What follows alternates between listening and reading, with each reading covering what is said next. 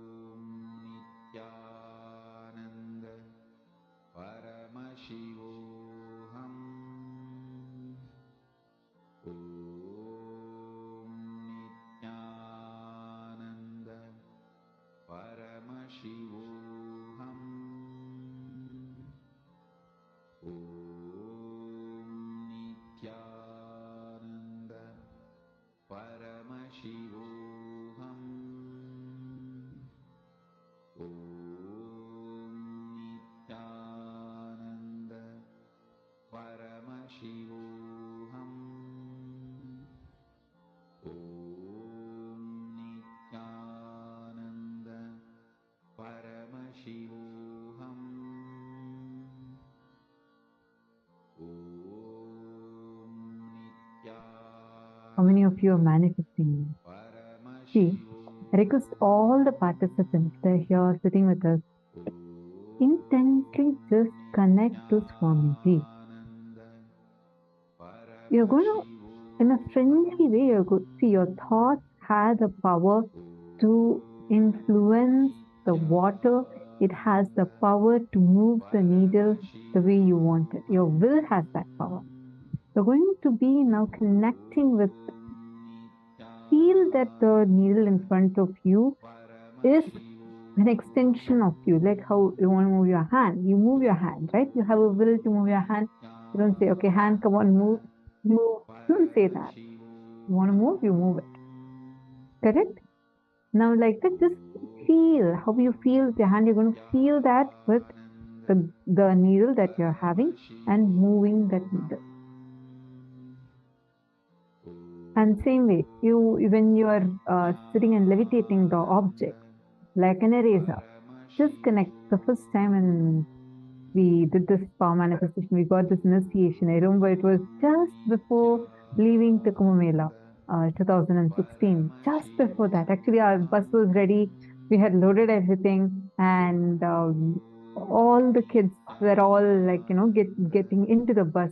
Suddenly, we got a call. We were like, Swamiji's calling all of you to courtyard immediately, and all of us, like 70, 80 of us, all of us ran to the courtyard, and Swamiji was sitting in the swing, and Swamiji initiated us. It was like in the little late evening period, and Swamiji was sitting in the courtyard in the swing and initiated us into this power. Swamiji told all of us to get a water bottle with water in it and get a small eraser. So we all got our erasers and we came.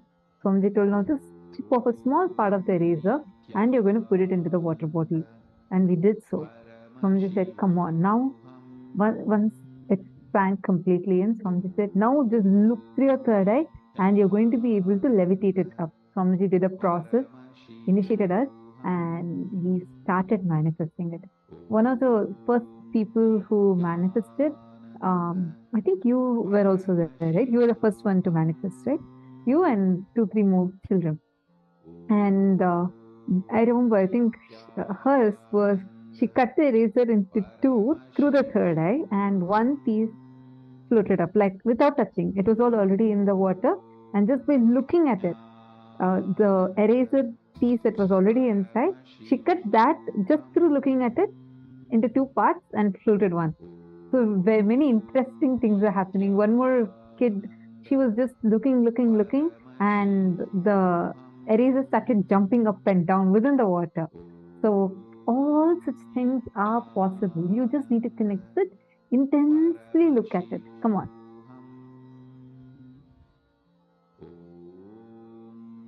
I request all the participants to do it.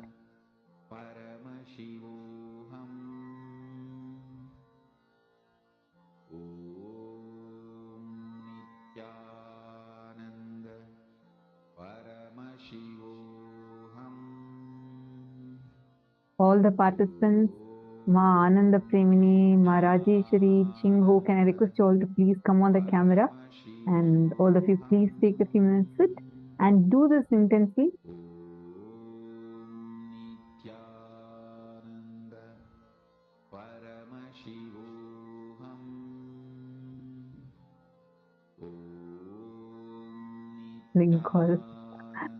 Lincoln Souza has posted, I don't understand math. I'll ask my mother, maybe she will know. No, you don't need to ask your mom to do the math for you. You're going to do the math for yourself. It's only then you're going to get enlightened. Come on, it's not like a math test for you. It's a math that you're going to play with, which will increase your length, breadth, and depth and help you manifest Paramashiva through you. You can invite your mom also to be a part of the program. Not that you'll tell her to do your calculation. This is not your math assignment or a homework that you're supposed to do.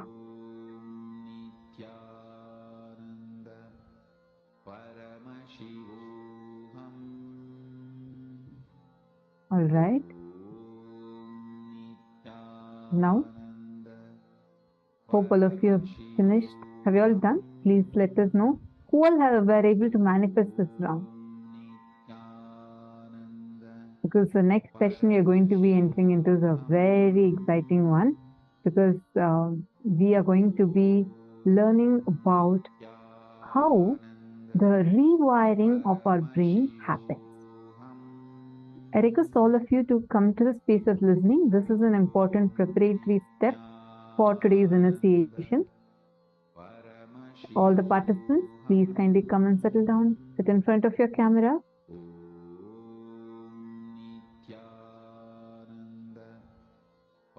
All right. Now, how many of you are able to relate with this? So, I'm going to tell you a situation. So, every day, you wake up in the morning, you do your same set of routines. You brush your teeth, you go shower, and you get ready for your office. You get into your car, and you get into your car in the same way. You brush your teeth in the exact same way as you did yesterday and you did day before yesterday. Your hands automatically move, you brush your teeth. Then you go and shower exactly the way you did the day before and the day before. And you go get into your car in the exact same side, in the exact same manner as you did yesterday. You get into your car, you go drive to your office.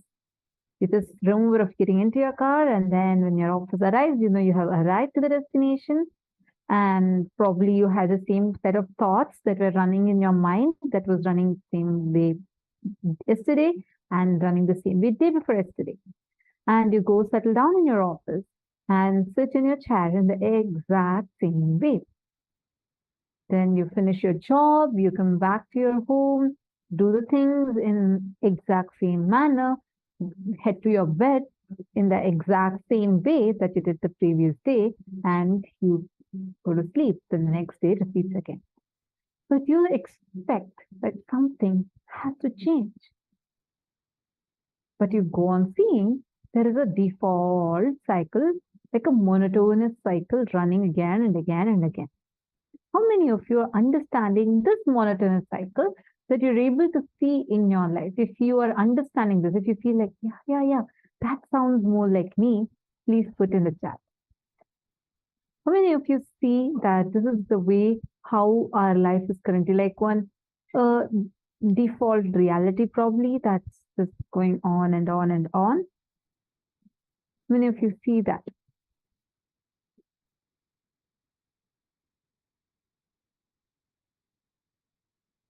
I request you all put it in the chat. See, I won't be able to see a thumbs up alone. Please put in the chat. Yes, exactly. Yes. Okay. Wonderful. At times, yes. Prithvi Prasad, why don't you see like how you wake up? Okay, whenever you wake up, do you observe that you wake up from the same side of the bed every single day? When you brush your teeth, the hand goes, it's not that you're aware, okay, I'm brushing my teeth like this and then this. No, you just go put your face on and then your hand goes like that. You're showering, your hands automatically help you. You are thinking of something else, right? It's not that you're aware of every single step. Am I right? And now I see you smiling and you're like, yes. See, understand that way is because our brain is wired in that manner. Now, what is this wiring of the brain? We need to understand this a little more so that you cognize what exactly is rewiring of your brain. Otherwise, it just sounds like some fancy word, but let's understand what exactly it means. Now, for you to blink your eyes, there is something happening from your brain to your eyes. Every time the brain sends a command, like an electrical impulse, it says, hey, blink, and then your eye goes that. You're listening, you're processing, multiple things are happening in your body. There are certain things, when you do it over and over and over again and again and again, it becomes like a strong neural pathway. What's this neural pathway? Again, not a very fancy word. It's very simple to understand. It's like your brain gives a particular signal to another. Your brain is made up of small nerve cells. It's called as neurons. It's like, visualize these are like a lot of nerve cells. There's like trillions of them in your small brain that is there in your head. This brain, this tiny organ, is sending so many signals continuously. So it has a very clear system. Visualize it more like a traffic system. So it has a clear pathway for each action. When you do a new action, the brain literally develops a new groove, like a new neural pathway to send that message. That's why when you were a baby, you were trying to walk. It took a few times for you. But then once you caught it, now at your will, you just get up and walk. You don't try to be aware that, okay, I'm taking my right foot and keeping, next my left foot and keeping in the front. Then I go like this. You don't go like that. Your body works automatically. This is because your brain is already hardwired now for you to be able to walk. So this is like the wiring of the brain. Are you all clear with what's wiring? Wiring means every time your neurons start, like you do the same action again and again, you develop that groove in your brain, which even when you're at your default, like you're not really aware, you automatically start doing it. In our young age, you would have seen like you want to get some qualities from your teacher, like you like the way your teacher talks, and then you try to repeat that same thing. You like the way your friend dresses, or if your friend laughs, you think that's cool, and then you tend to try laughing like that. And then you see in a few days, it becomes like your automatic thing. This is how new habits are all formed in us. And by, this pathway becomes so strong. All right. Now, what's happening? It's strong, it's all set, it's there in my brain. What to do next? If it's there, it's automatically doing all my work. What's the exact reason?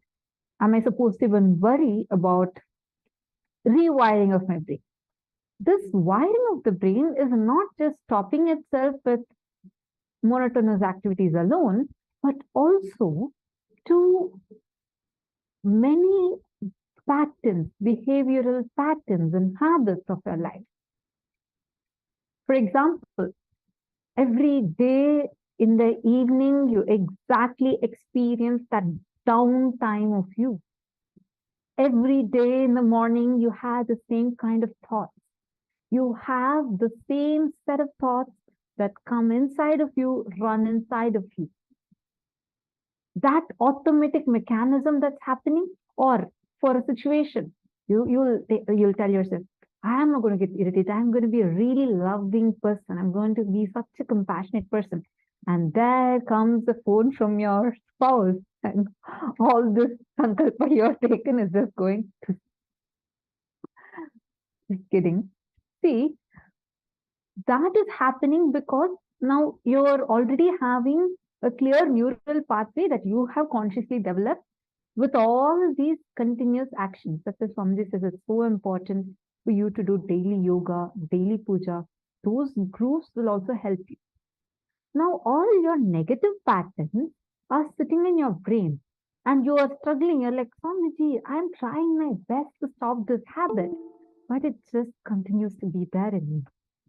For all those problems, that wiring of the brain, it needs to be rewired. So that is why today's initiation is going to be helping. Are all of this clear? Shall we now understand what is this rewiring of brain? So listen to the session intensely. Do you want to invite someone who you think should also attend today's initiation?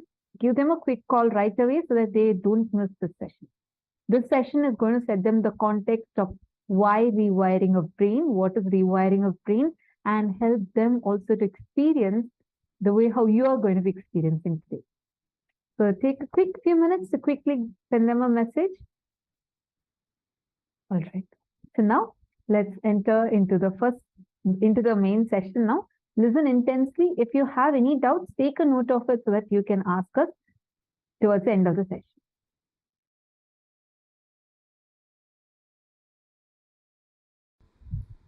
From monkey to man, the whole breakthrough started just by one simple act. One monkey started walking with the 2 legs first time. Surely he must have felt very awkward. Other monkeys would have made fun of him. They would have teased him. A lot would have happened. They would have even boycotted him from the community. He would have faced social boycott, whatever. For some reason, he decided to walk with 2 legs. Understand? That brought the first breakthrough. When monkey started walking with the 2 legs, the intense blood flow to the brain started going with less speed. Less speed means more possibility for the subtle grooves to develop. More subtle grooves means more subtle activities, possibilities opening up. Means more subtle abilities manifesting. That is the way the perception of consciousness became possible for the brain. Understand?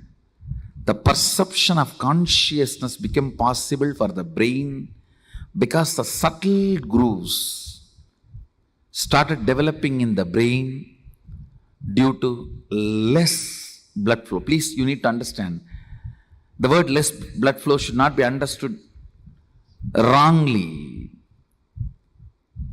The speed and the force gushing, all that was less, but whatever is needed continued to be available. It is this simple act made the breakthrough of monkey to man possible.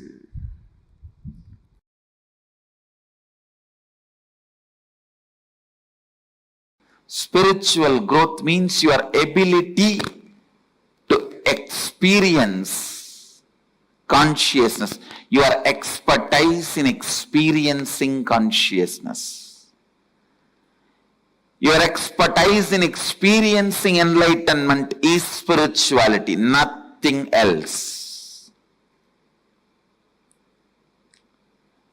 The subtle mind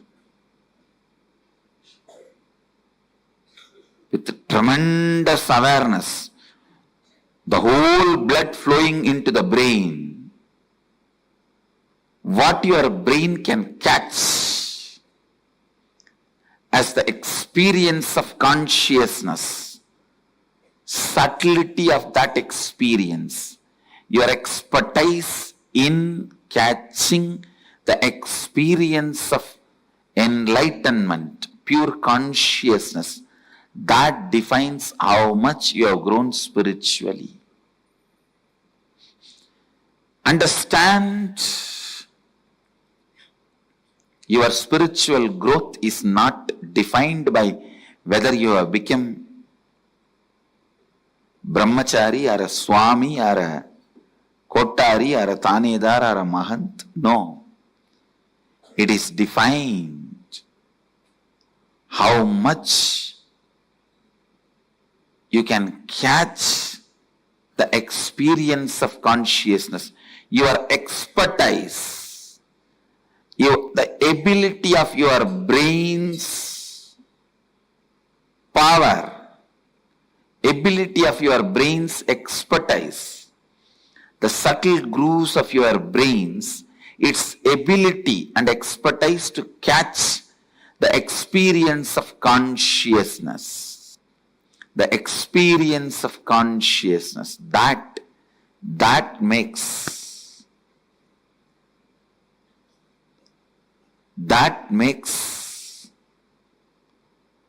experience of that makes you spiritual.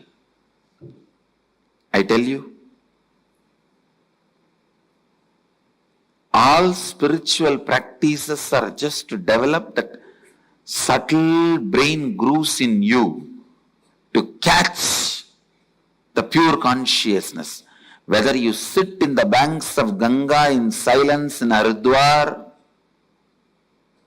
or you sit in the silence of Manikarnika, Mahasmashana in Varanasi, or you sit in the silence of Gomukh, Tapovan, understand, when your brain grooves, the subtle brain grooves, are able to catch the concept of consciousness, the spirituality is awakened in you.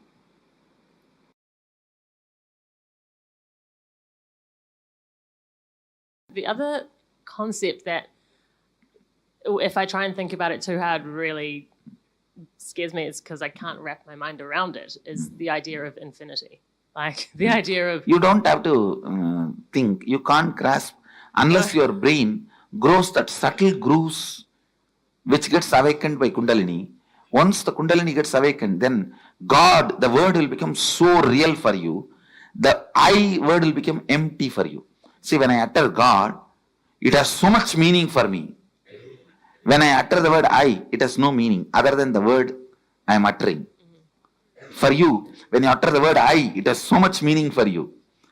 When you utter the word God, it is just emptiness.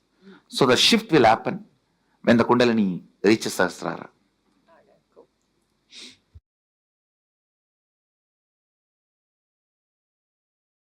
Listening is the first, most powerful step to increase your participation with life.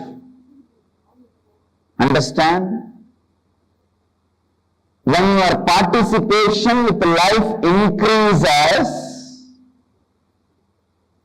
many of the pleasures which makes you powerless when you run behind it or after you get it will start losing its power over you.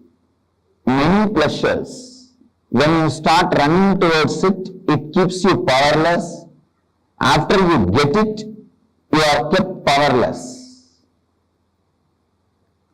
Those kind of pleasures will lose power over you when your participation with the life increases. Listening heals you. Listening brings health to you.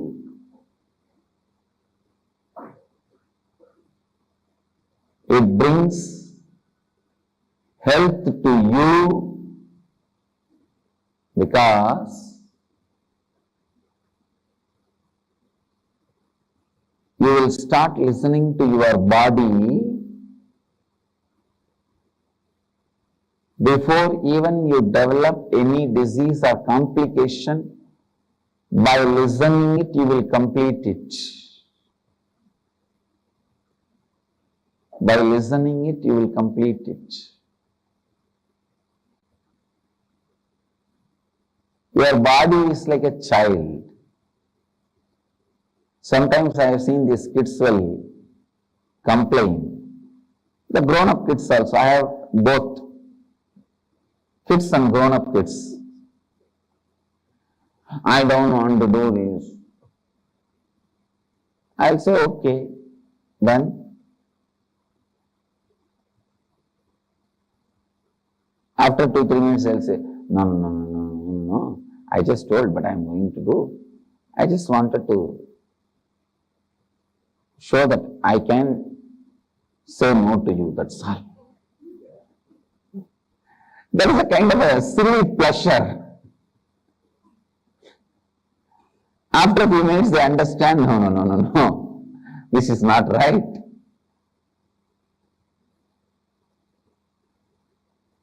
Just by providing listening, I awaken to their intelligence. You can do it.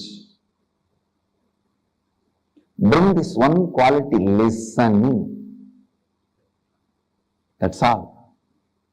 You will see so much good thing in your life.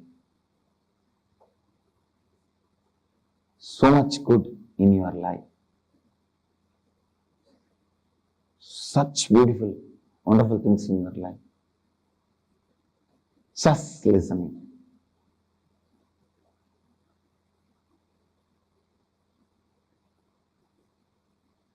Whether it is office, anywhere, wherever you are, listening.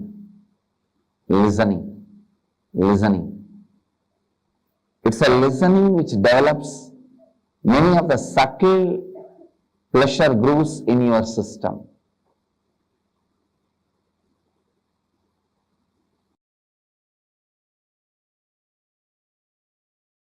Paramashiva does manifestation, maintenance, rejuvenation, pulling out of delusion and liberation. Satyojata, Tatpurusha, Vamadeva, Ahora, Ishana. These are the 5 phases.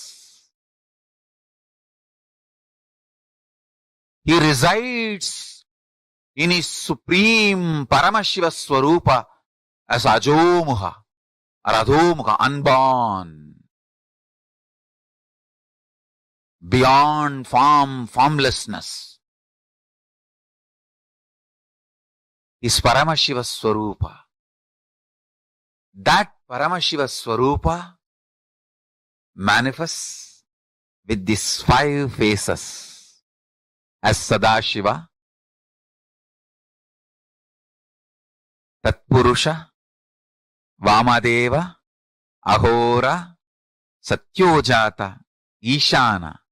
5 phases. He manifests and does the Panchakritya, Srishti, manifestation, Sthiti, sustenance, Samhara, rejuvenation, Prabhava, pulling out of delusion, Anugraha, liberation.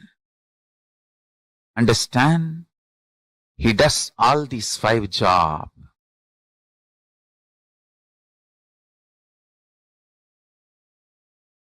Through these 5 phases. Listen carefully. Creation.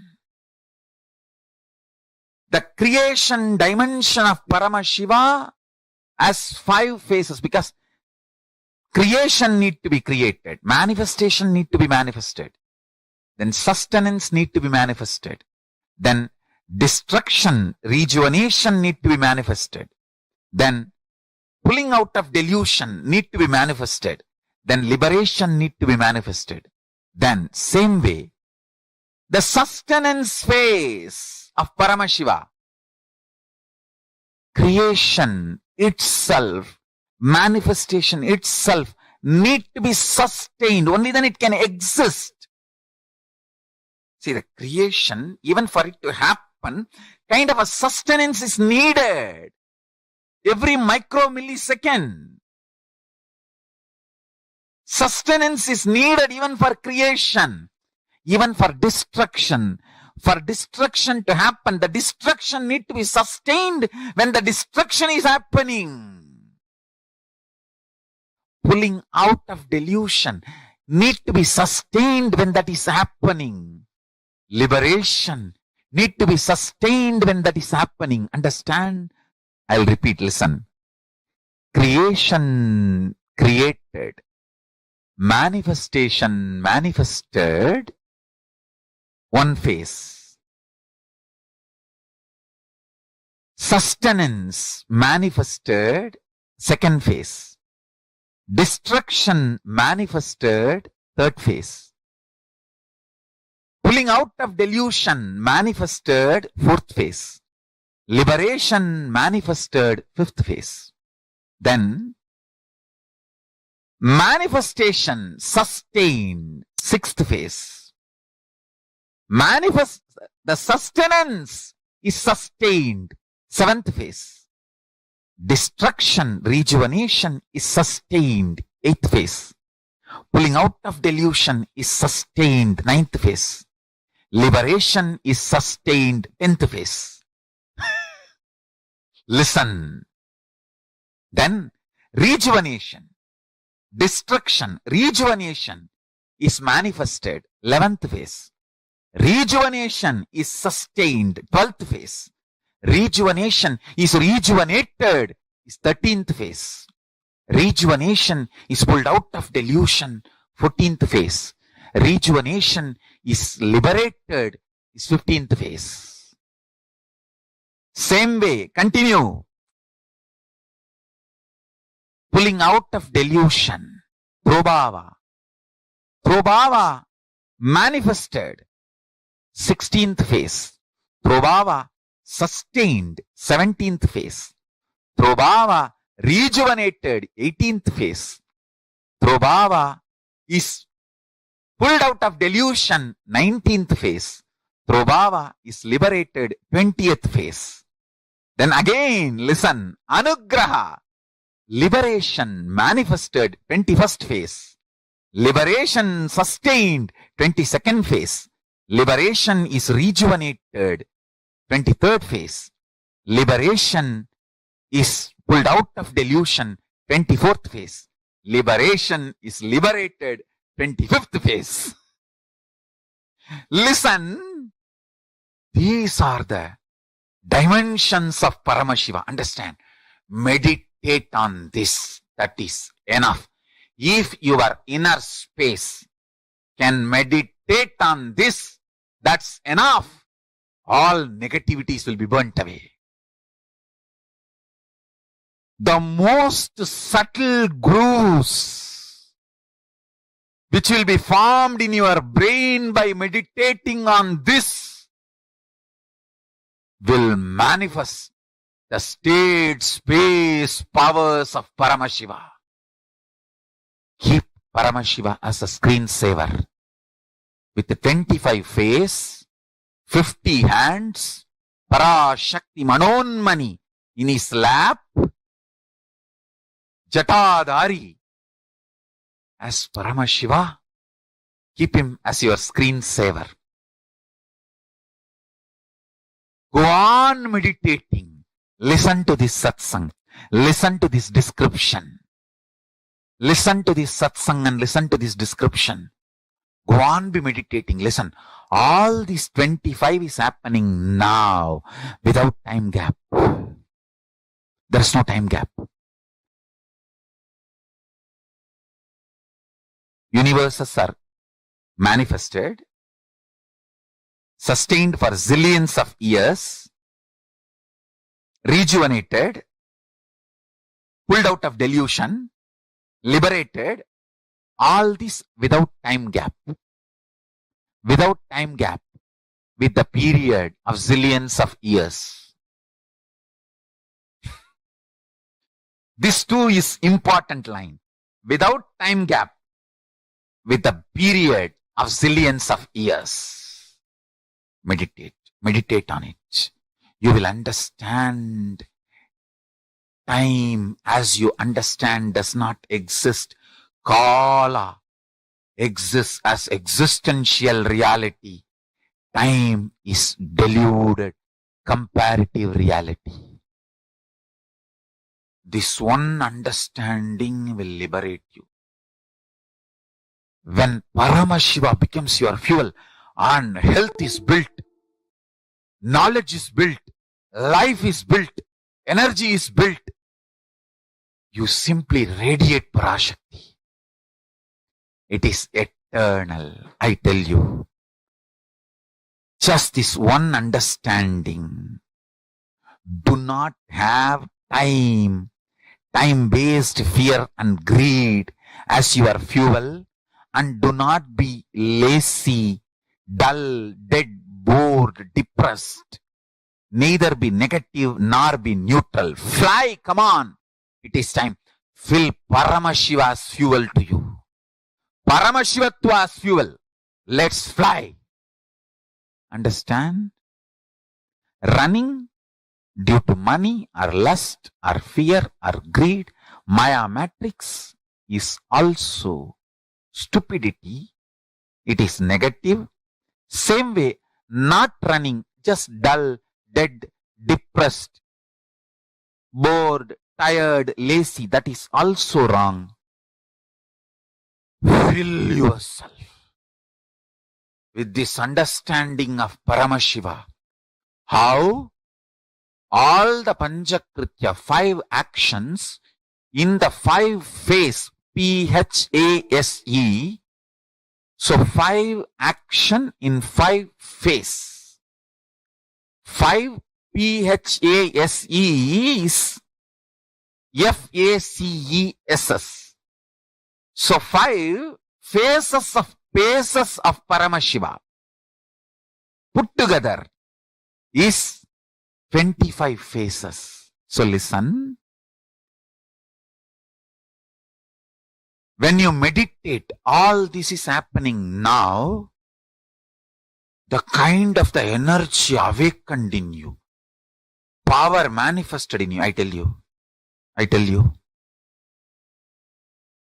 Only for the Blessed One, Paramashiva reveals himself this detail.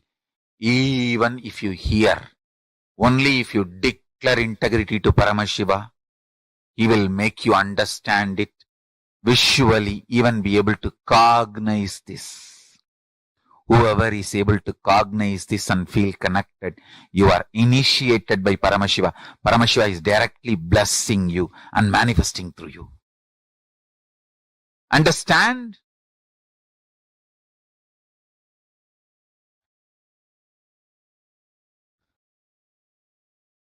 Meditate on this Paramashiva Swarupa.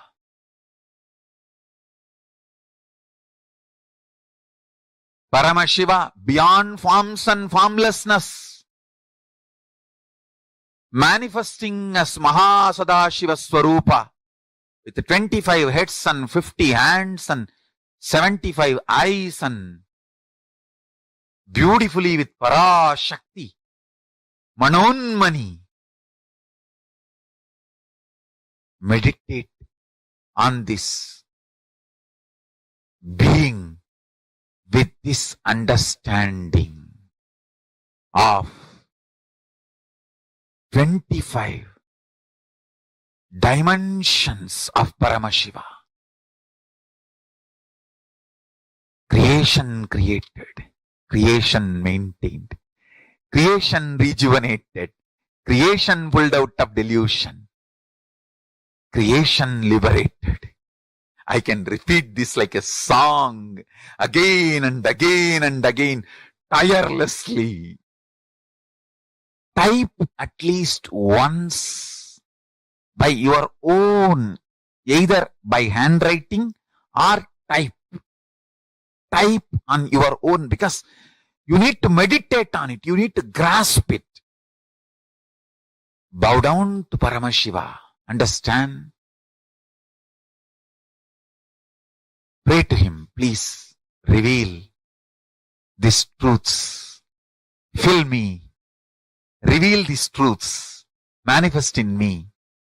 Even if you understand, you will realize how each moment cells are created in you, sustained in you, rejuvenated in you, pulled out of delusion and liberated. You will see how in your life all these 25 happening, you will become Lord of your life. When you become Lord of your life, you will simply connect with Lord of all lives.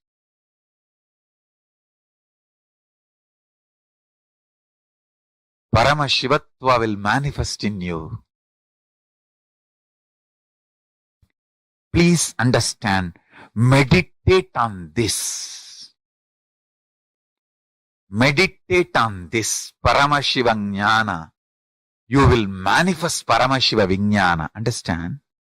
Meditating on this trains your brain, awakens the most subtle brain grooves for me to infuse Kundalini in you.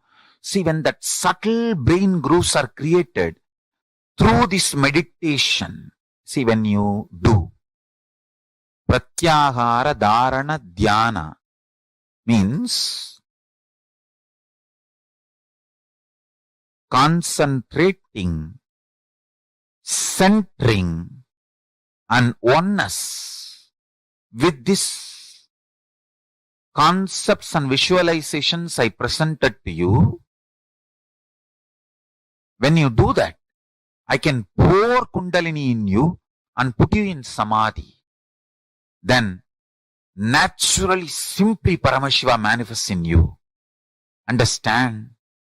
I am requesting you to meditate on these principles, on this truth, so the vessel is created. I can pour the Kundalini Shakti in it.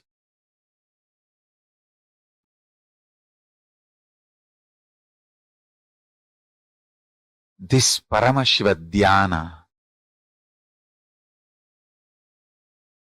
try to do this continuously. You will see the Kala Bhairava and Mahakali manifest and bless you. Bless all of us.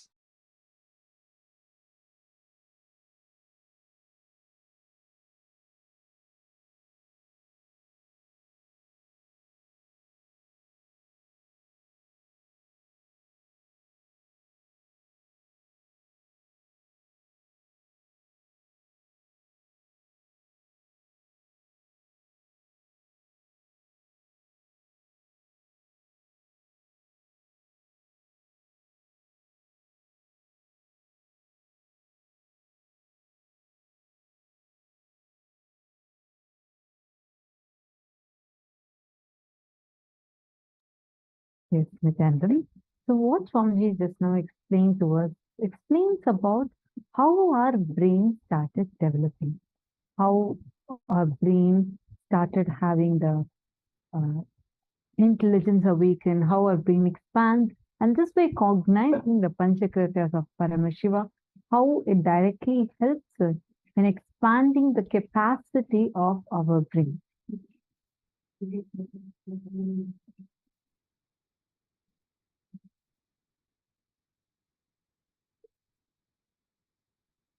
Now, all of us are going to spend a few minutes in writing what all you have understood. Just take a few minutes, quickly write down everything that you have understood from the session.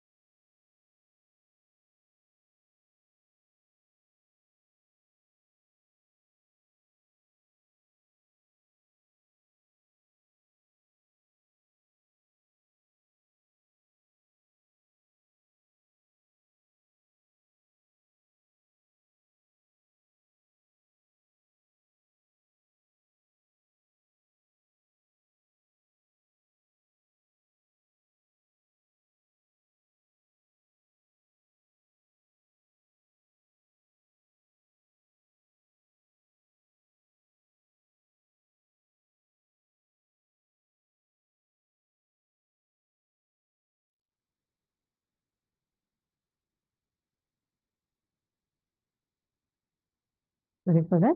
Now let's understand the rewiring of our brain a little more deeply. See, every time you do a particular action, a particular engram, that engram gets deep, it's like a river canal. Like every time you repeat a certain action, it just gets deeper and deeper inside of you. How does initiation help us to come out of that? See, how many of us are struggling with some habit, something that you feel like I have tried earlier to come out of it, but I still feel like, I'm struggling with that. How many of you? I mean, literally all of us have something like that, right? See, that is because the samskaras, the engrams, create mental grooves in the brain, like river lands in sand, that let water run in a certain pattern. They say each time that we react in a certain way, for example, getting angry, we strengthen the power of that particular pathway. It's a very important thing for us to understand. More and more you react in a certain way, more and more you're strengthening that engram. If you are habituated, let's say, to fall sick due to any stress or fear, and you encourage, you strengthen that engram of falling sick due to stress, understand, if you are really feeling stressed or fear or anxiety, do something really active.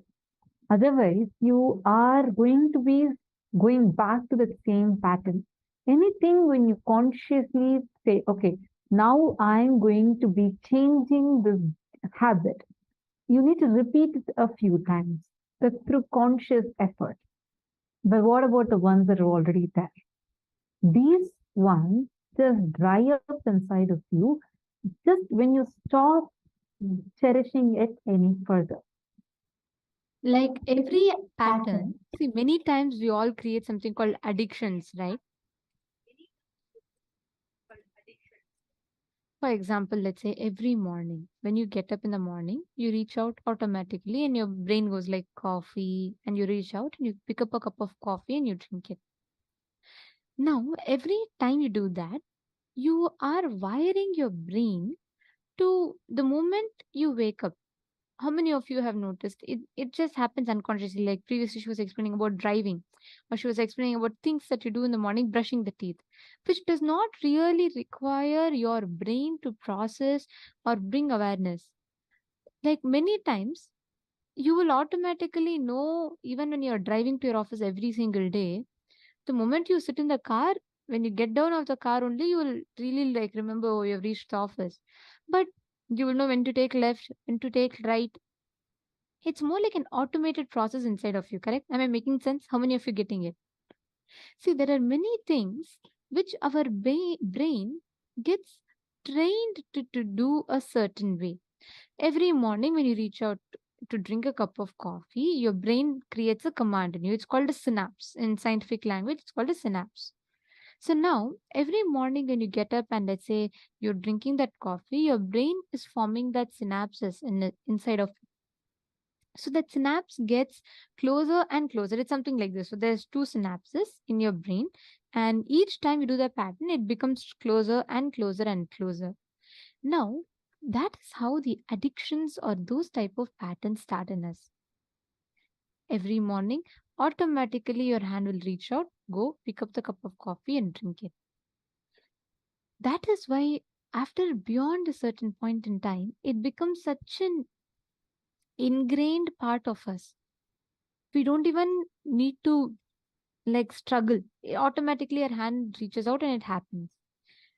Same way, when you have to break a pattern, when you have to do the reverse, you have to replace an existing pattern with another one. That replacing, or I should say, that process is exactly what is called as rewiring of the brain. Elcom Flatty, sorry, I'm not sure if I'm getting your name correctly. Elicum Flatty, are you here for the first time? Nithyanandam, very nice to see you sitting here. Welcome to this program. Are you here for the first time? No? Yes? You can let me know in the chat. You won't be able to unmute. If you could please let me know in the chat.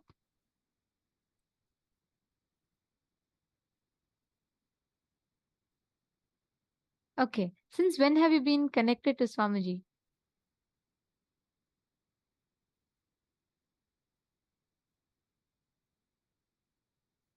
Sai Shyam, Nithyanandam. It would be nice if you also come and sit in the camera. I see you saying Nithyanandam.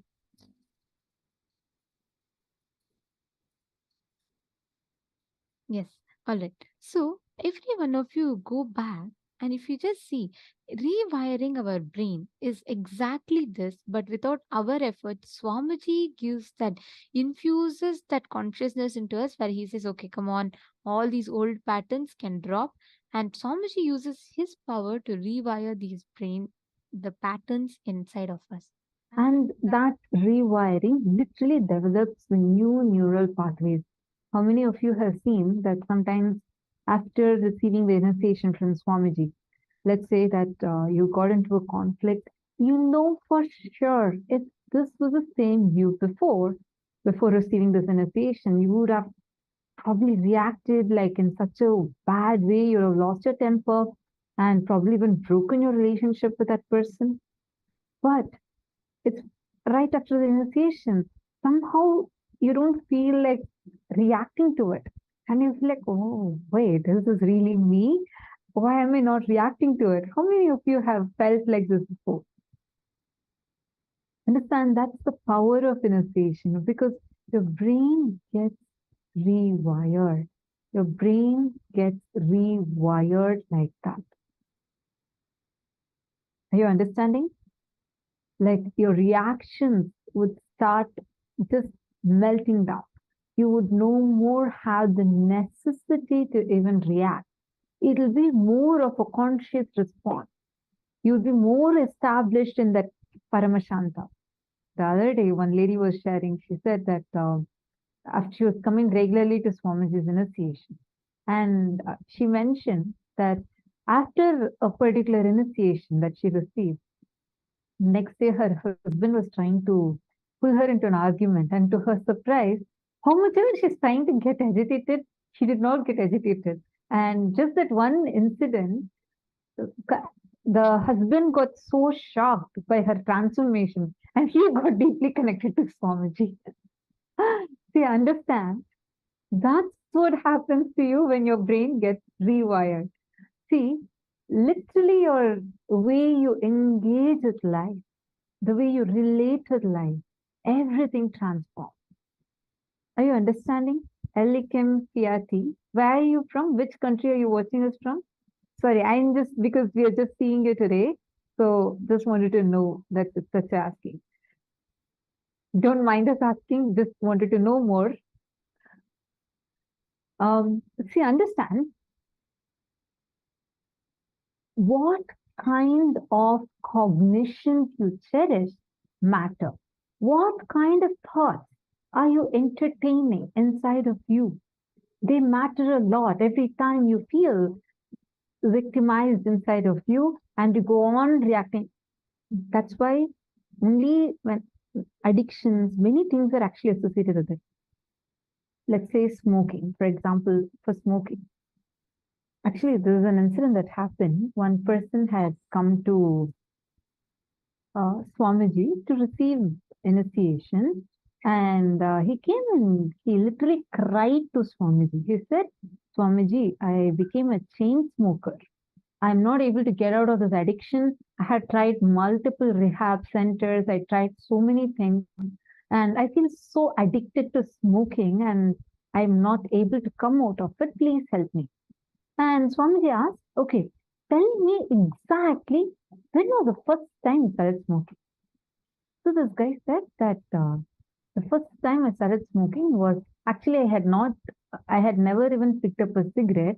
But once my father scolded me for it, even though I had not done it.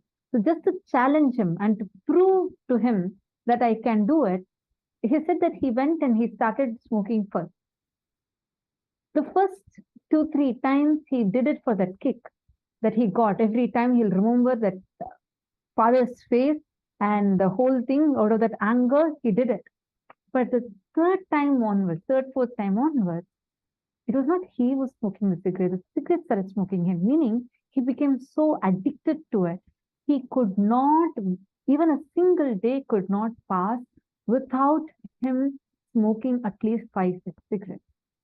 So he told this to Swamiji, and Swamiji said, don't worry. Swamiji first blessed him, and Swamiji said, just the next time you smoke completely, like be in that moment fully. Enjoy every bit of the smoke. Enjoy the whole process completely.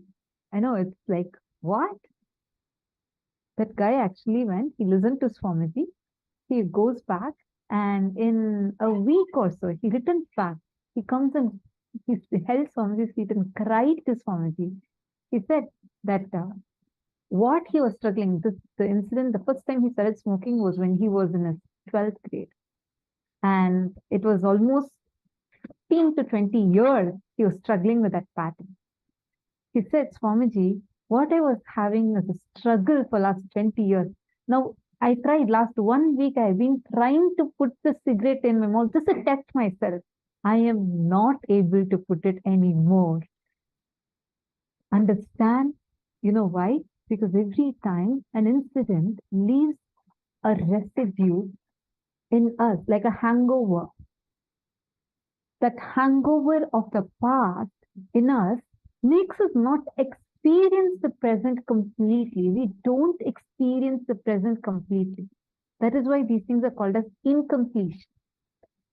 Incomplete means what? Like it just, you're not complete in that situation. This is the same thing. Try your favorite food that you feel so addicted to. Just eat it once. Eat it with full awareness. Enjoy it completely. You will no more have the attitude of grabbing it. You will eat enough for how much is needed for your stomach. So the reason why I was sharing this is, see, when you're repeating an action again and again and again, it creates a particular groove in your brain, meaning the neural pathway gets created. And you go on encouraging that more and more. So even when you default, like you're not really conscious, you're like, when you go into that attitude, you will see that the neurons automatically fire in the same manner. That's why the first 2-3 times you will see your children, like the children see their parents fighting and they pick up these words and phrases and say, oh, let hell with this. I just hate my life. I want to just get lost from here. All these phrases. First few times, they would not know why they're using it. They just pick it up from seeing the parents fight and they start using it. But in some time, it just becomes like their cognition because they repeated it so many times. How many of you are getting this so far? If you're understanding, please put yes in the chat. Actually, what I'm really amazed to see is so many people from different parts of the world sitting here across different time zones. Anyone here sitting from India, Malaysia, Asia zones now? Because I know it's pretty late in the night. So that's actually every time I see like so sincerely, so many of you sitting from different parts of the world, it's like, wow, it's so amazing. It shows all of your sincerity to experience this. Ma Durga Devi, you're from India, right? Ma Durga Devi Lata. You're sitting here joining from India, right? Wonderful. So nice to see your sincerity. I know it's quite late in the night and very nice to see Sai Shyam. You're also from India. Wonderful. That's really amazing. I know it's quite late in the night right now, correct? So nice to see how sincerely each of you are sitting and attending the session. Yes, Nithyananda, nice to see you. Nithyananda. Very good. Nice that you're sincerely sitting and listening. Actually, the sincerity with which each of you are sitting and listening, being part of the session proactively, will help you to experience this in a much deeper way. It's like continuously Ganga is flooding everywhere. Ganga is flowing. Whether you want to take her in just a spoon and drink Ganga water, or you want to take a bottle full or a tub full, it's up to you. How sincere you are sitting here decides how much you're going to receive.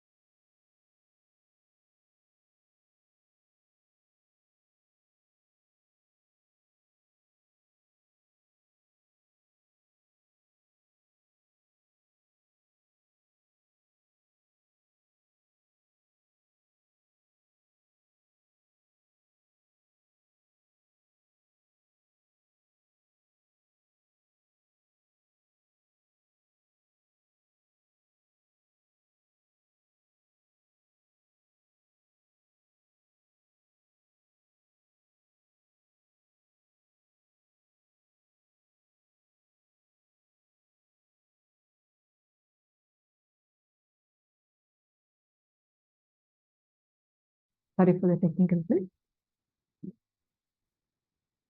Okay, anyways, let's come back to understanding about what we're going to be experiencing today during the darshan, which is how Swamiji is going to be rewiring our brain. This concept needs to be understood a lot more in depth because it's very, very, very powerful. Now, we are going to be doing a meditation where Swamiji is going to be, actually, it's a whole thing as a process. You need to sit and intensely listen, do the process as Swamiji is guiding. Sit with your head, neck, and spine in a straight line and do the process sincerely. We're going to be entering into a meditation. Can I request all the participants to sit up, sit properly?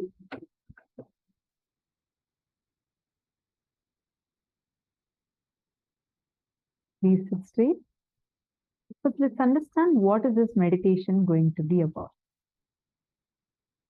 We're going to be first, see, I hope all of you understood about the rewiring of the brain now. We are going to understand how meditating on Paramashiva will rewire our brain.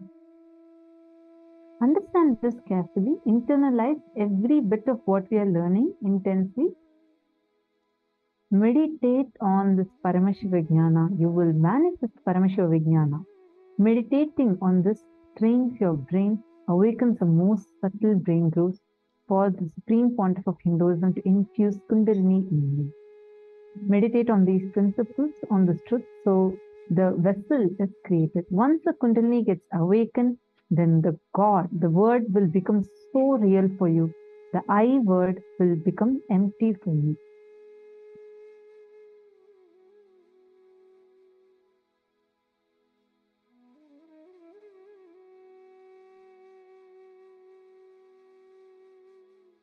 Okay, now first step.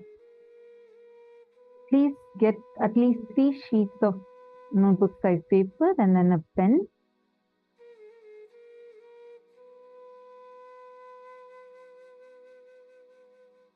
Now, you're going to type these words clearly, right? This is the first step. Creation getting created, manifestation getting manifested. This is one phase. Sustenance getting manifested. This is second phase. Now, so how Swamiji explained all the 25 phases and phases of Paramashiva, PHA, SES, and FACES. Now that 25 you're going to actually be writing down. This will be the first step of your process. As you write, meditate on it, like cognize, and you're going to be writing it. Clear? All right. Now let's get started.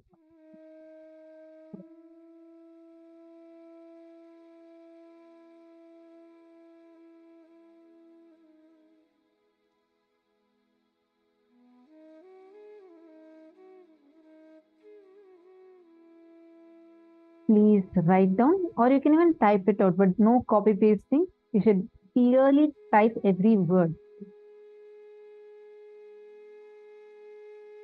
What is shown on your screen, you can start with that.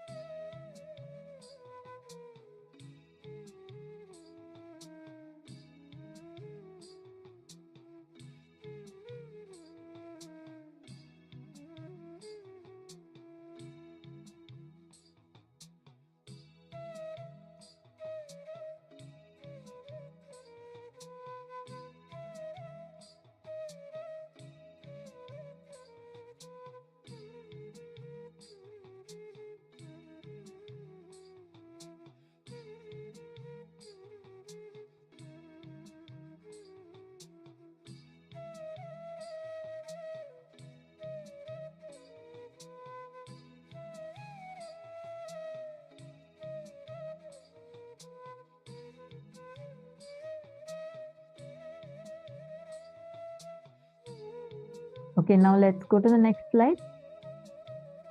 I'll just give you a few minutes so you all can write down each step. Please write on each page. You should write down. Please write this down now.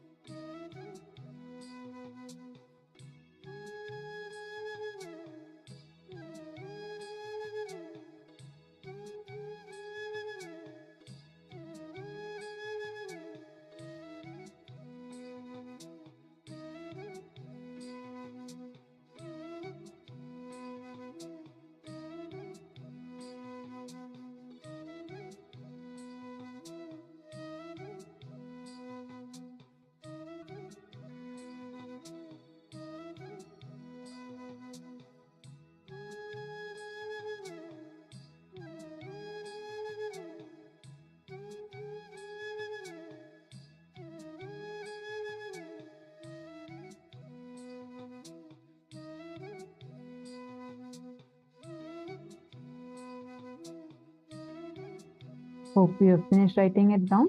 Now, 11 to 15. This is the next 15th phase, till the 15th phase of Paramashiva. Please quickly write down.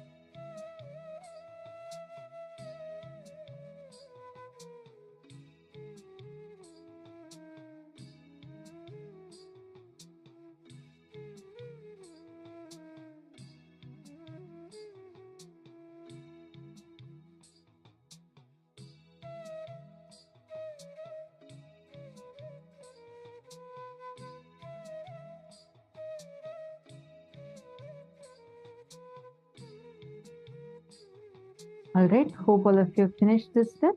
Let's move to the next one. Now, 16 to 20th phase. Please quickly write down.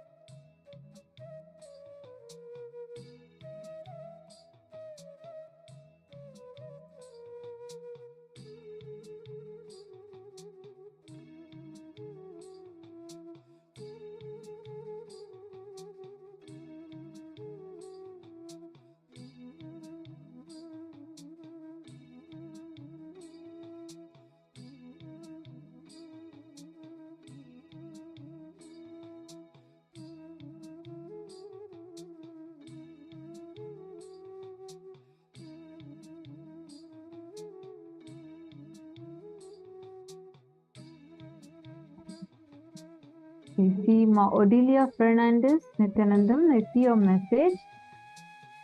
Are you logged in? Ma Odilia Fernandez. If you are still logged in, please let me know. Just put yes in the chat. Because I just want to tell you, you can ask this during the darshan and receive direct blessings from Swamiji.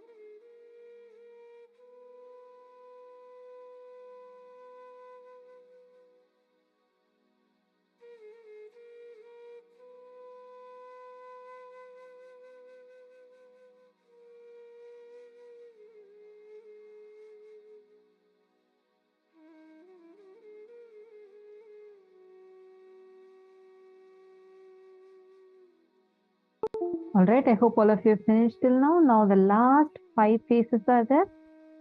Let's write that down. Please write it down. Jenny Tran is asking, please tell me what is the meaning of Tirobhava. Tirobhava means it's the aspect of Paramashiva where he puts you into delusion and pulls you out of delusion. That is called as Tirobhava. Tirobhava, Tirobhava. All of these are where Paramashiva pulls you out of delusion. So there is this Tirobhava dimension or Tirobhava dimension. Now the last one we are writing is Anugraha, the liberating principle, the dimension where he liberates. So that is Anugraha, that's what we're seeing now.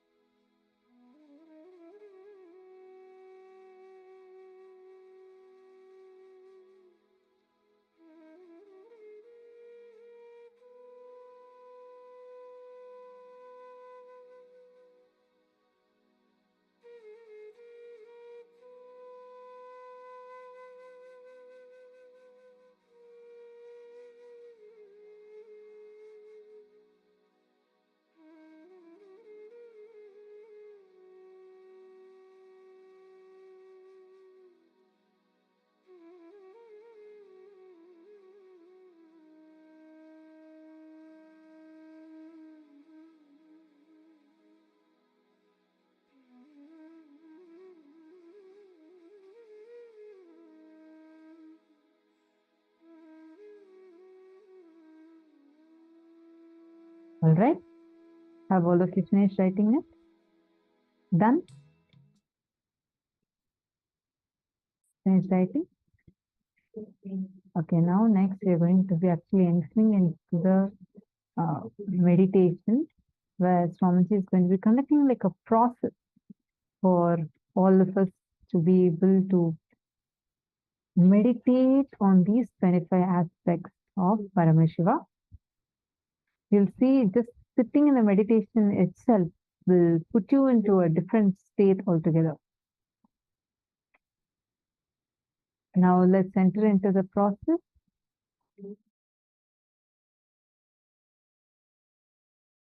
Listen to this great truth. Declare your integrity to Paramashiva. Request Paramashiva. Only with His grace you can even bow down to Him. Ask Him to give you the grace to bow down to Him, connect with Him and have devotion and manifest Him.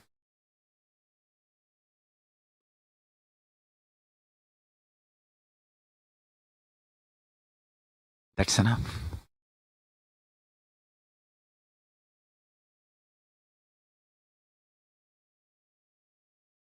That's enough.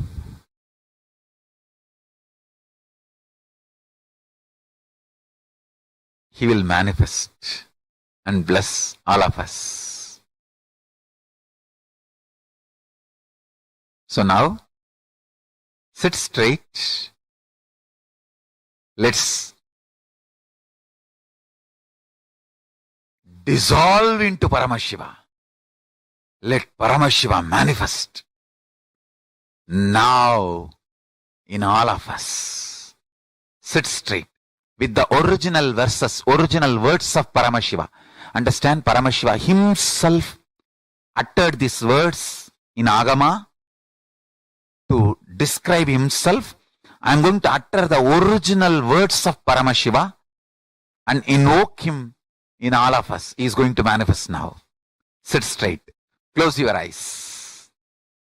Om Satyo Jatam Prabhatyami Satyo Jataya Vai Namo Namaha Bhave Bhave Nati Bhave Bhavasvamam Bhavodbhavaya Namaha Vamadevaya Namo Jyeshtaya Namaha Sreshtaya Namo Rudraya Namaha Kalaya Namaha Kalavigaranaya Namo Balavigaranaya Namo Balaya Namo Balapramadhanaya Namaha Sarvabhuta Damanaya Namo Manonmanaya Namaha Akorebhyo Takorebhyo Gora Gora Darebhyaha Sarvebhyo Sarva Sarvebhyo Namaste Astru Rudra Rubebhyaha Tatpurushaya Vitmahe Mahadevaya Dhimahi Tanno Rudra Prachodayat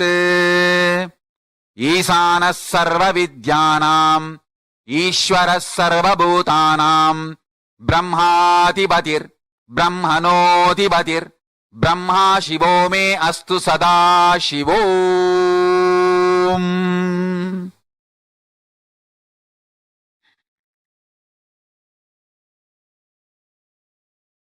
Meditate on Paramashiva with 25 heads.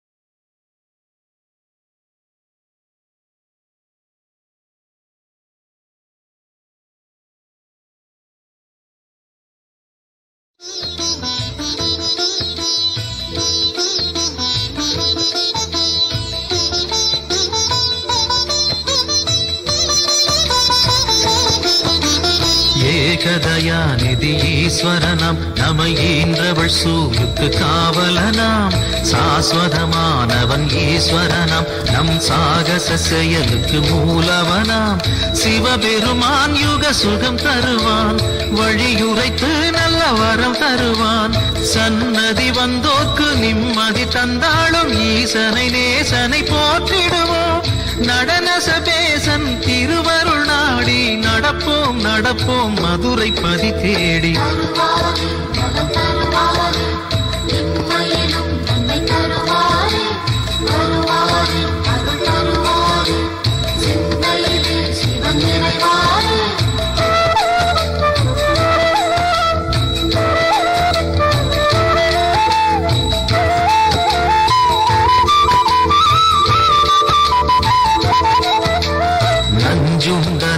அவர் சிவன் போற்றி, அந்த சந்தியா காலத்து சனி போற்றி, நவசந்தி தாண்டவ குரு போற்றி, அந்த மகா பிரதோஷ நாள் போற்றி, தேய்பிரையில் அந்த வளர்பிரையில் தேடிச் சென்றால் அருள் கூடிடுமே.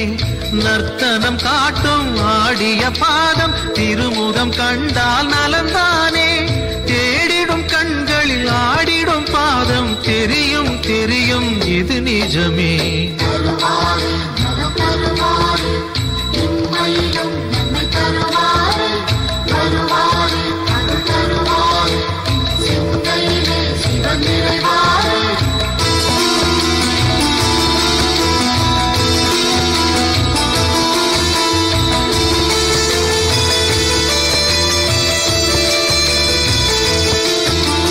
கனலென மூழ்வது சிவன் தேகம், பெரும் கருணைக்கு ஈடு அவனாகும். ஐந்தனானது பிரதோஷம், நல்ல சுபிட்சத்தை அருள்வது பிரதோஷம். பௌர்ணமியில் சிவ பூஜை செய்தால் சிவனவனின் அருள் நம்மை சேரும். ரிஷபத்தில் தோன்றும் ஈஸ்வரன் கோலம் பார்த்திட கூடிடும் சந்தோஷம். திருநீரு பூசி திரிசூலம் தாங்கி இறைவன் அருள்வான் கோடி வரமேந்தி.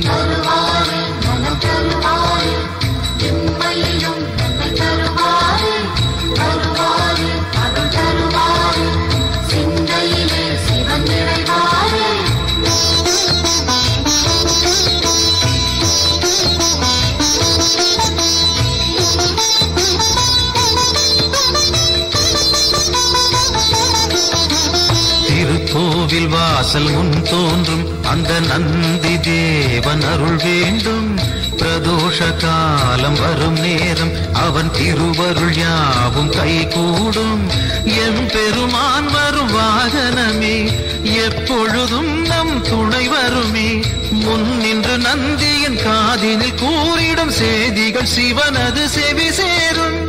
இம்மையில் நலம் தரும் சிவனது அருளால் எடுத்த செயல் யாவும் ஏற்றம் பல காணும்.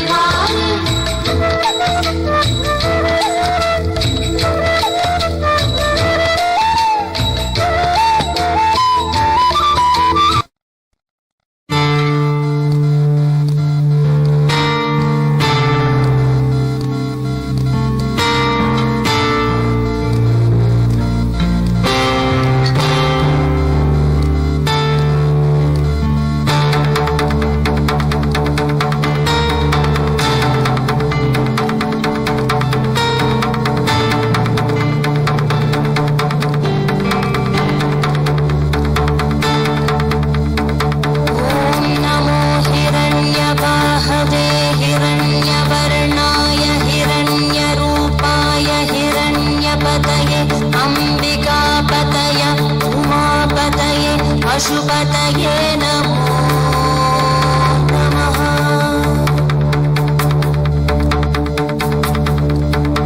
ॐ नमो हिरण्यवाहवे हिरण्यवर्णाय हिरण्यरूपाय हिरण्यपतये अम्बिकापतय उमापतये पशुपतये नमो नमः।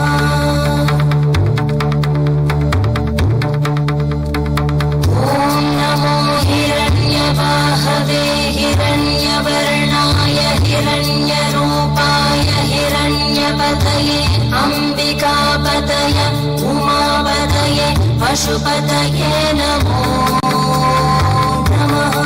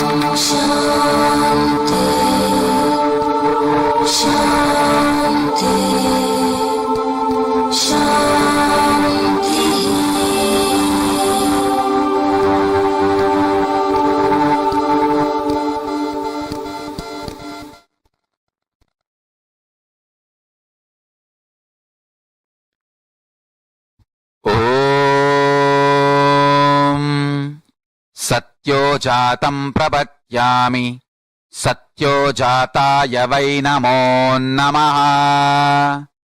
भवे भवे नाति भवे भवस्व मां भवोद्भवाय नमः। वामदेवाय नमो ज्येष्ठाय नमः श्रेष्ठाय नमो रुद्राय नमः कालाय नमः कलविकरणाय नमो बलविकरणाय नमो बलाय नमो बलप्रमदनाय नमः सर्वभूतदमनाय नमो मनोन्मनाय नमः। अकोरेभ्यो तकोरेभ्यो घोरघोरधरेभ्यः सर्वेभ्यो सर्वसर्वेभ्यो नमस्ते अस्तु रुद्ररूपेभ्यः। तत्पुरुषाय विद्महे महादेवाय धीमहि तन्नो रुद्र प्रचोदयात्। ईशानः सर्वविद्यानाम् ईश्वरः सर्वभूतानां ब्रह्माधिपति ब्रह्मणोऽधिपतिर्ब्रह्मा शिवो मे अस्तु सदा शिवो।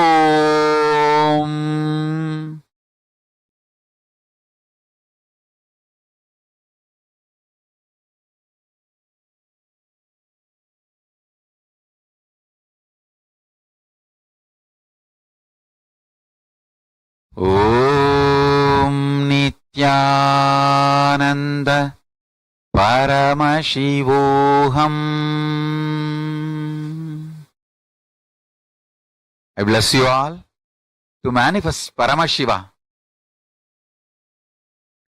I'll continue in the further satsangs to explain each of the Murtis, Sadashiva Murthy, Tatpurusha Murthy, Ishana Murthy, Vamadeva Murthy, Ahora Murthy, and take you to the deeper levels of Paramashiva's experience. So now, don't miss the satsangs, next satsangs. That's one. Second, essence of today's satsang is universe is not obligated to make sense to us, Only we are supposed to be making sense to universe and declare this to Paramashiva, your surrender and integrity. Request him to manifest in you and your life. So with this, I bless you all. Let's all radiate with integrity, authenticity, responsibility, enriching, causing, living Shuddhatvaita Saivam, Paramashivoham, the eternal bliss, Nithyananda. Thank you. Be blissful.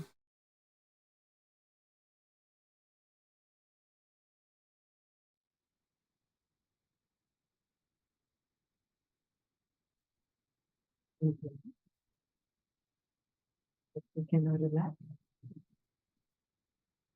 Okay, wonderful. So now, how was the process?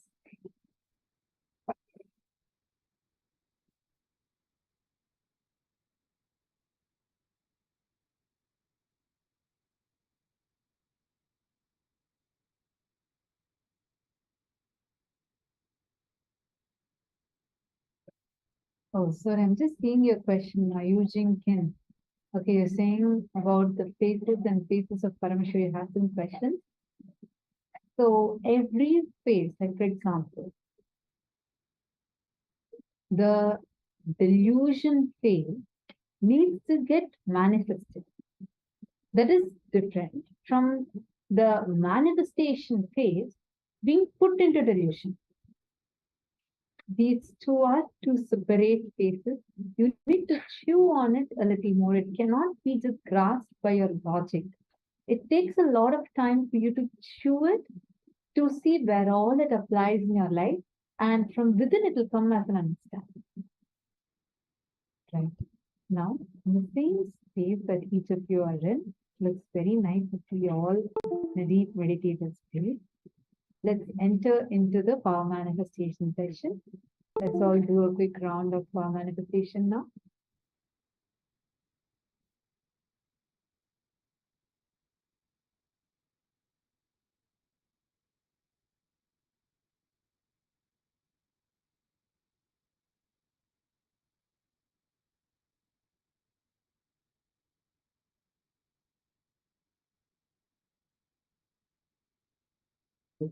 Now we're going to be playing with the same power of what we did last time. We're going to be continuing the same power. When you are going to be doing the power of consciousness over matter. How many of you are able to successfully roll the coconut from your own palm or from another person's palm? Who all are able to successfully do that? Anyone here who is not able to manifest that power yet? If you are not able to manifest, can you put no, I have not been able to manifest? Please post that in the chat. If you have not been able to manifest, the very first level itself.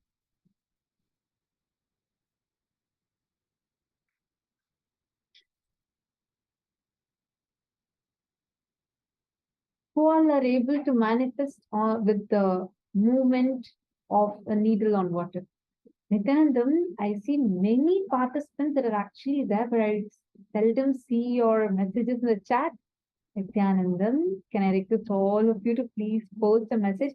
Hey, it has to be either you're manifesting or not manifesting. Please post. Are you able to manifest? Just the first level of consciousness over matter. If anyone who's not able to manifest the first level itself, kindly let me know.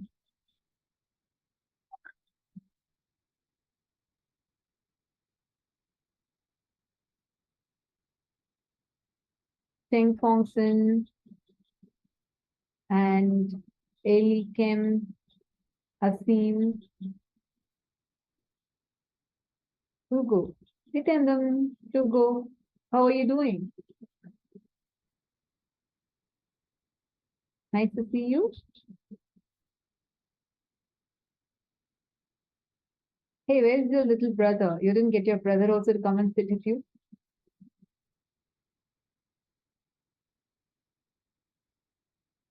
Okay, all others who all are able to manifest this, please let me know. And who are not able to manifest also, kindly let me know. See, this power manifestation, very understand. This time of power manifestation is too precious. Understand, don't underestimate this time that you're having. Don't use it to take a break or anything like that. Use this power manifestation time. It's like a time you're spending on earning conscious currency. Okay, many not able to manifest it. Okay. Now we're going to go back to the basics. I request all of you to please pick up your Atmalinga. Take your Atmalinga and you're going to put your Atmalinga on your palm. Your Atmalinga, please place it on your palm.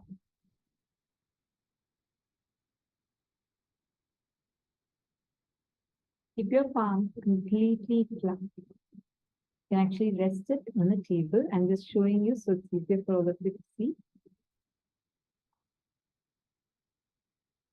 Keep your Atmalinga on your palm. You're going to first start with this power manifestation. This is like the first initial level.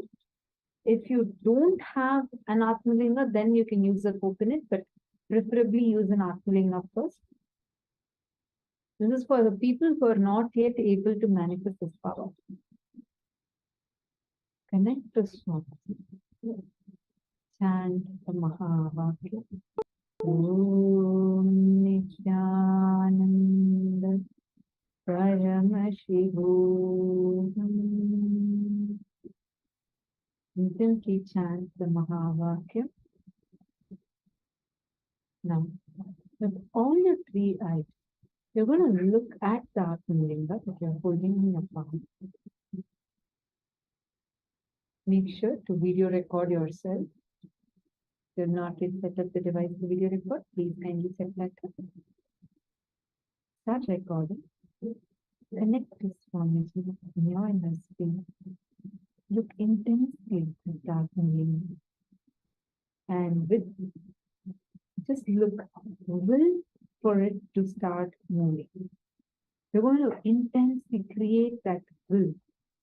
And you will start seeing the Atmalinga will start, first you'll feel like it's vibrating. You'll start feeling the movement of the Atmalinga in you. With physical movement, you'll actually physically be able to see it moving. And intensity through your third eye, like intensity, like see how your hand is moving. Like that, you're going to connect with your Atmalinga for that to start moving. Intensely look through your third eye, your Atmalinga. So all your three eyes, you can please have your eyes open. And during power manifestation especially, we request all the participants to do not have specs, especially during this power manifestation. It will help to heal your eyes also. So preferably remove your spectacles.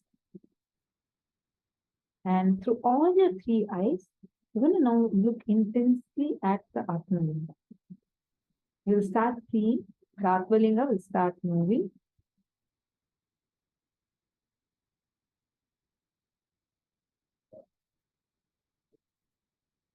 Make sure your hands are not moving. Just intensely look through your three eyes and you're going to start moving your Atmalinga.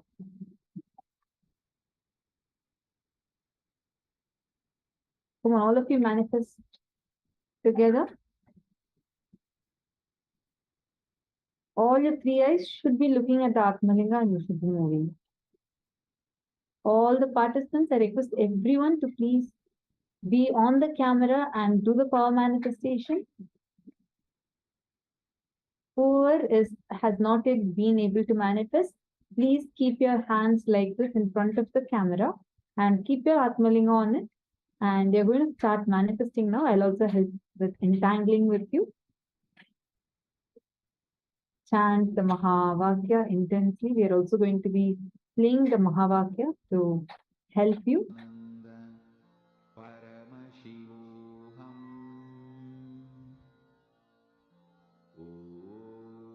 Make sure you do not move your hands. Let your hands be completely flat.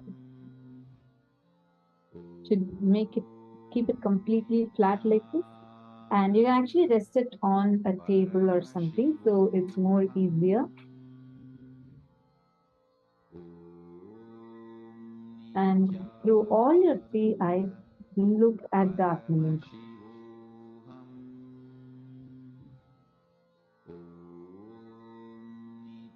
And start moving it. You'll actually be able to clearly see the movement.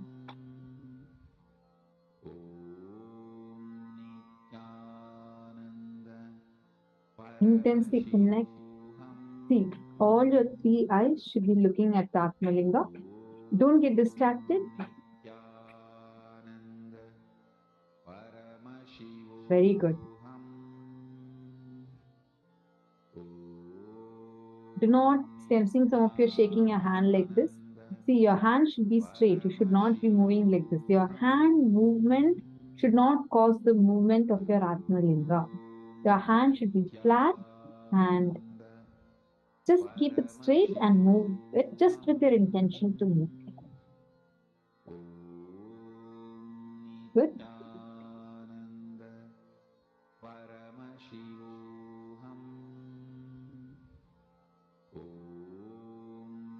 Zhang Shunshen. Can you please keep it in front of the camera? Could you please turn on your camera? I'll connect, I'll entangle with you now. Elikim, you moved a lemon. That's wonderful.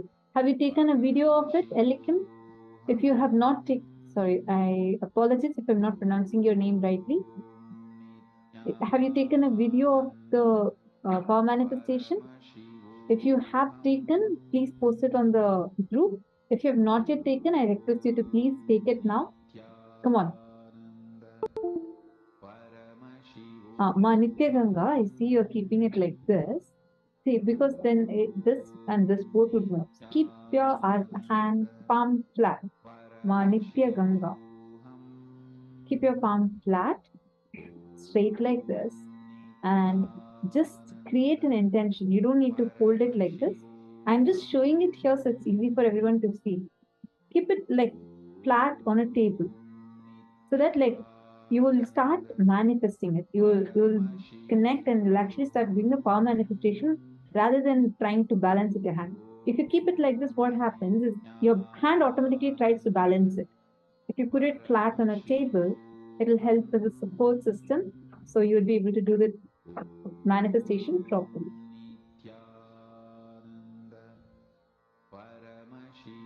Zhang Shunshen. Can I please request you to kindly come on camera? I see your message that you were not able to manifest. We'll help you manifest it now. Janet. Janet, I request you also to please show your Atmalinga in front of the camera. Yes, I see you, Nithyananda. Please could you show your Atmalinga in front of the camera? You can just lower the camera and continue. Sit intensely into the power manifestation, chant the Mahavakya.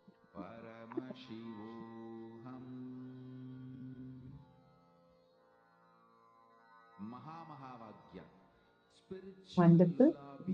For Samadhi.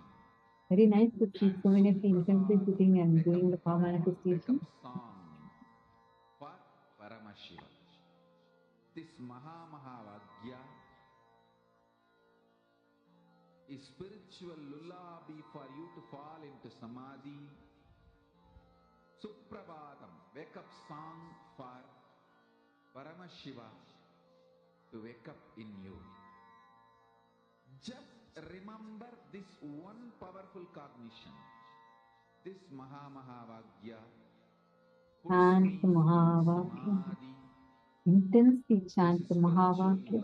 For Samadhi and Suprabhatam, wake up song for Paramashiva in me. For Paramashiva to manifest.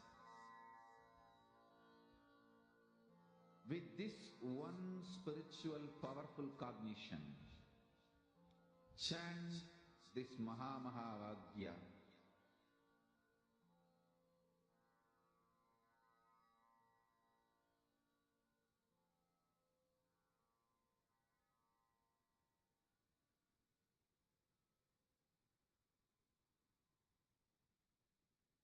Good, Masalishan. Just look through all your face, just look at the Atmalinga and it'll start rolling like this. Intensely chant the Mahavakya. Mahamahavagya. Very good. Nithyananda, you have actually kept your Atmalinga on your Kurmanadi. This is Kurmanadi, you have kept your Atmalinga here. Very good. Just actually, you will be able to even lift your Atmalinga straight. Chant the Mahavakya. Intensely connect to Swamiji. With this one spiritual powerful cognition, chant this Mahamahavagya. Om Nithyananda Paramashivoham. Om Nithyananda Paramashivoham. Chant Mahavakya. How many of you already started feeling the movement? Nithyananda, do not move your palm, just keep it rested. If you want, you can put like a support.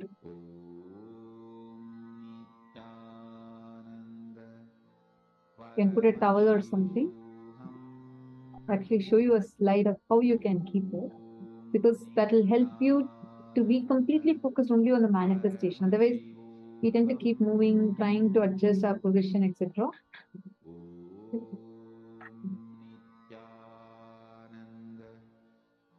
Just take a moment and keep your palms straight, absolutely straight like this.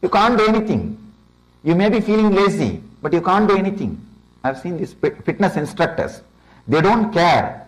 They don't even look at your face that you are expressing your tiredness. No, this hand is paining, that hand is paining. They don't look at you. They just say, do 1, 2, 3, 30 seconds, 2, 30 seconds, 30 seconds, 30 seconds. Right attitude. You are here saying, no. They don't bother. They just turn their face that side. Up, down, up, down, up, down. Only in the end they look at you and ask, are you all right? Here you are crying, you are asking this in the end. Same thing I also do. Only in the end I'll ask, did you enjoy?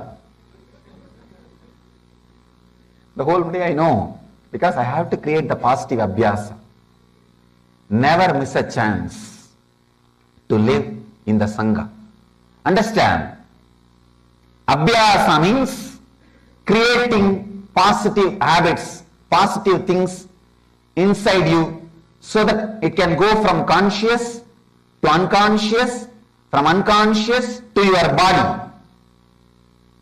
Making all the good things as part of your life is what I call abhyasaha.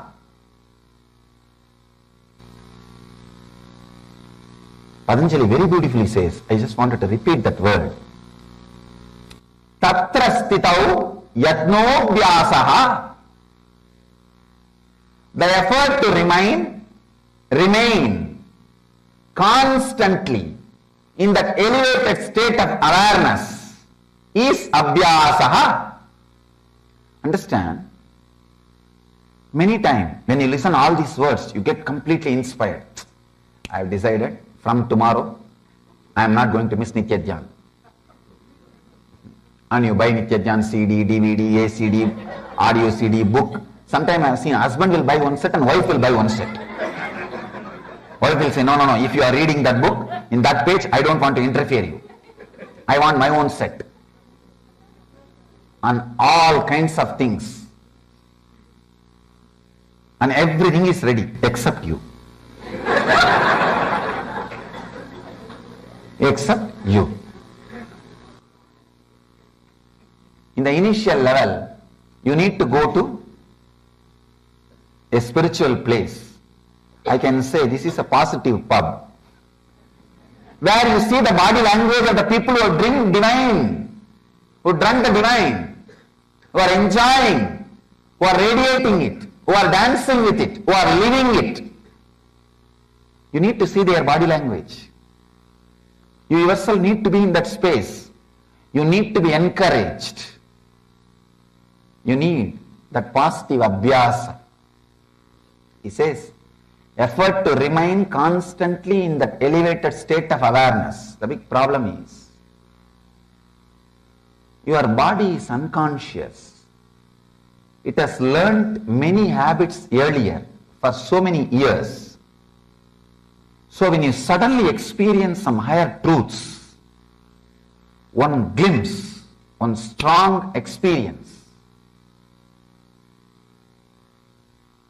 but your brain grooves are not habituated to hold on to that experience or to hold on to that high state of consciousness. The brain grooves are created only in a usual unconscious way. So what happens? You come down. Even I came down.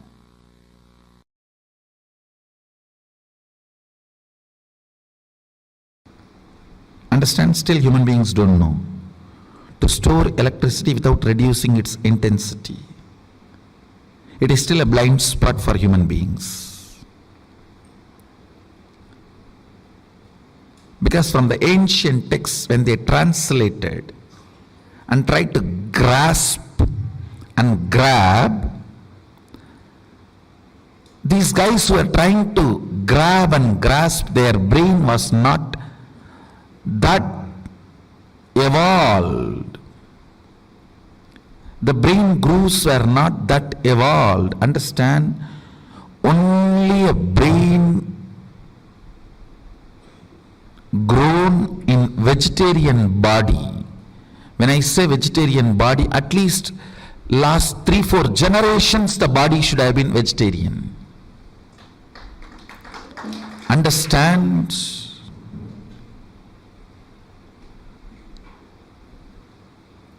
I am not trying to create any conflict. As a scientist, I have to tell you the truth. If you are born from a family where hereditary vegetarians, you are the most blessed body. You have the best body for this kind of experiments.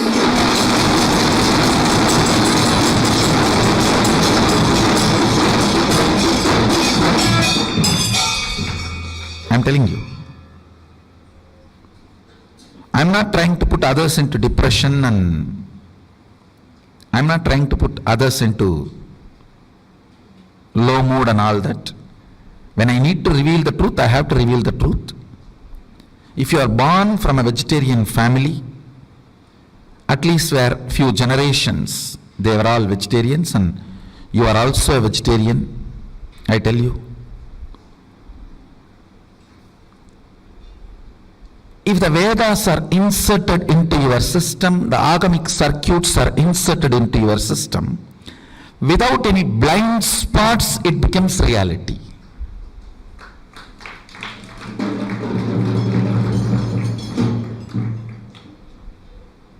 I tell you, all the Hindu gods and goddesses, their forms are nothing but the circuits seen by our rishis when they manifest those powers. The light circuit appears in the brain. For example, the knowledge, the light circuit appears in their brain is Mahasaraswati.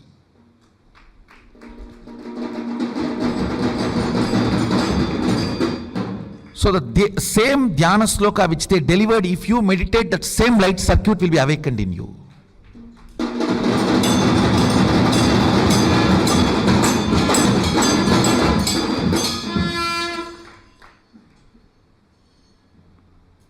That is why the dhyana should be done with the dhyana sloka, not some shunya.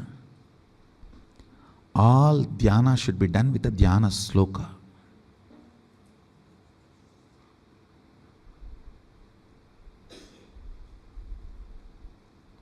Anybody who does dhyana without dhyana sloka falls into shunya, depression. The shunya meditations are the most dangerous. Never get into that, as if already you are not depressed.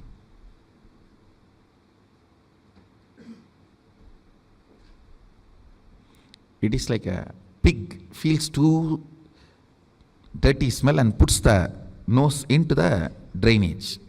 Only if you take the face out, head out, the nose can smell the dirty smell. So put the nose into the drainage, no smell is felt, you see. That is what is depressed people putting themselves into shunya meditation. Understand?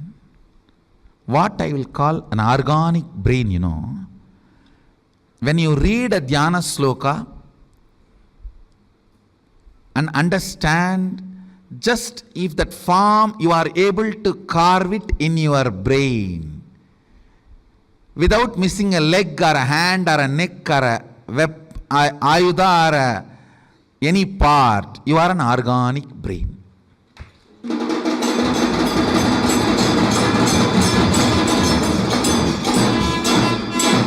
Just you recite the dhyana sloka and you are able to just visualize and keep the visualization alive.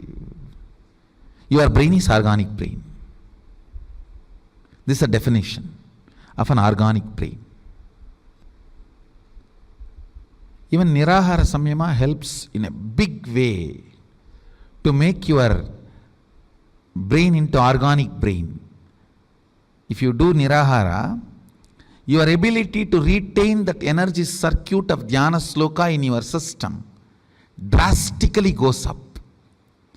That is why upavasa during the vratas, and as you are asked to meditate with the upavasa, with less food or less job for the stomach, you will be able to, your brain is capable of retaining the energy circuits and manifesting the powers.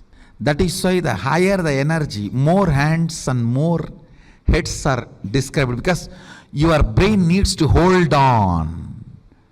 Your brain needs to grow such subtle way. I tell you, on banana leaf, apply the ghee and eat the pure Kaveri organic ponni rice.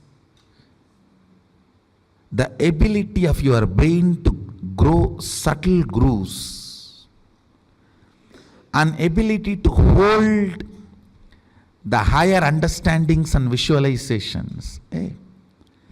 It is not a joke. 47% of Indian IAS is from Tambras, one organization. You think it is an accident? And 50% of Microsoft is Tamil, Telugu, Kannada Brahmins. You think it is an accident?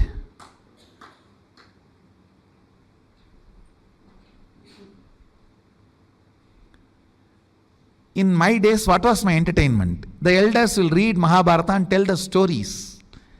That intensity, my brain can keep it as continuity for however long I want. My brain will not be tired, my body will not be lethargic. Intensity kept continuity is usage. Intensity not kept continuously is abusage. This is the definition in every level. Go and work out this definition in every level. Any brain grown with the entertainment of intensity continuity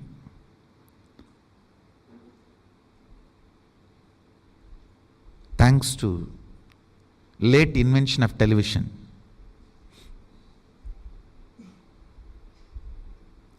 If I am revealing the power manifestation science to all of you, thanks to late import of television. Our kids should be taught by reading the Dhyana Sloka, visualizing the deities.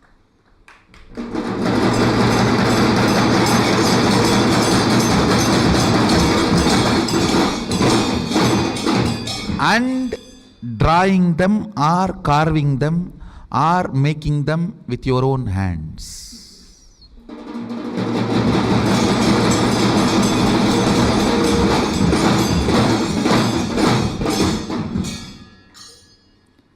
Biology is you, chemistry is the Dhyana Sloka and visualization, making them or carving them or painting them is physics. And I tell you, whenever I made deities out of clay, my body shapes will get shaped in the same way I have seen.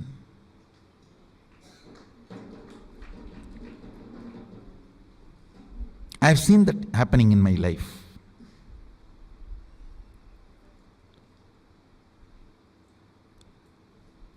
So just reading the Dhyana Sloka or seeing the statue, imbibing it in the brain and reproducing it back, your body will get carved.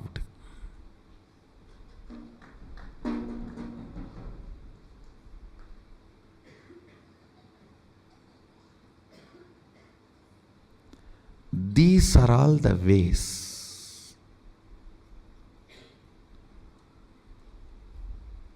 Basic education is this only. This is what is called primal education, not primary education. Primal education.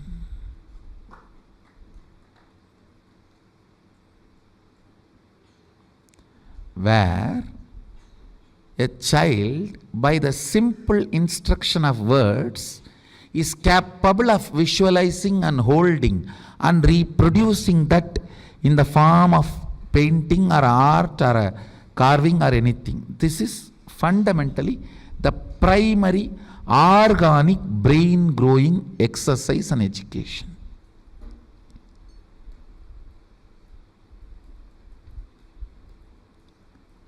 This kind of brain can cut across chemistry, biology, physics, anything, geography, anything.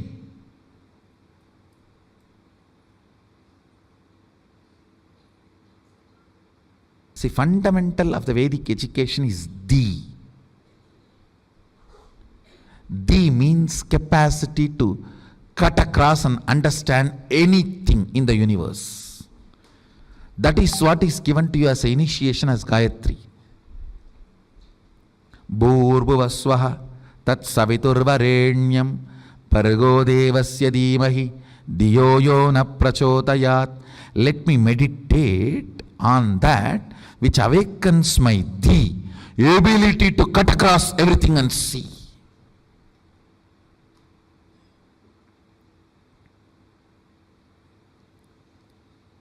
If you are given this Gayatri by the brain which cognizes the intensity and continuity is one and the same, you are blessed.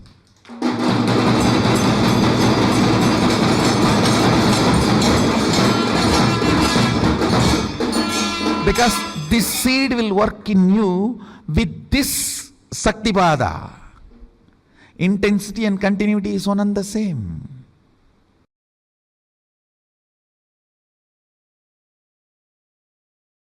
When your body is filled with sexual hormones, especially when your body is getting sexually matured, between 14 to 21, if you do the tyaga of sex, between 14 to 21, renounce sex, I tell you, you will build the best body and mind, and the kind of the natural selection process your DNA will go through and the kind of a system you will build, oh God, you will have an amazing capacity to receive information, process and make decision. Something called Meda, Buddhi gets awakened in your system. Brain develops some most subtle grooves which receives information from multiple directions, processes them and reveals the reality and gives you the decisions, I tell you. Anyone renounces sex and sexual fantasies between 14 to 21. I am not saying renounce for your whole life, no. I am only saying at least 14 to 21, renounce. Your DNA will go through its natural selection process with a quantum jump. It knows what kind of a jump it needs to take, especially the cognition with which you sacrifice sex. That powerful cognition will attract multiple powerful cognitions from cosmos and insert all of that powerful conscious decision making in your cognition, in your conscious decision making system. You will create such an amazing body. That is why celibacy between 14 to 21 is called science of living like God, Brahmacharya. Science of living like God.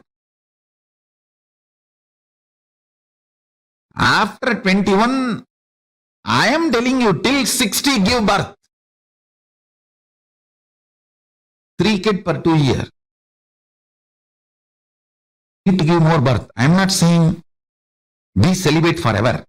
But this 14 to 21, when that whole gushing happens, you see, your internal organ, intra-organ, everything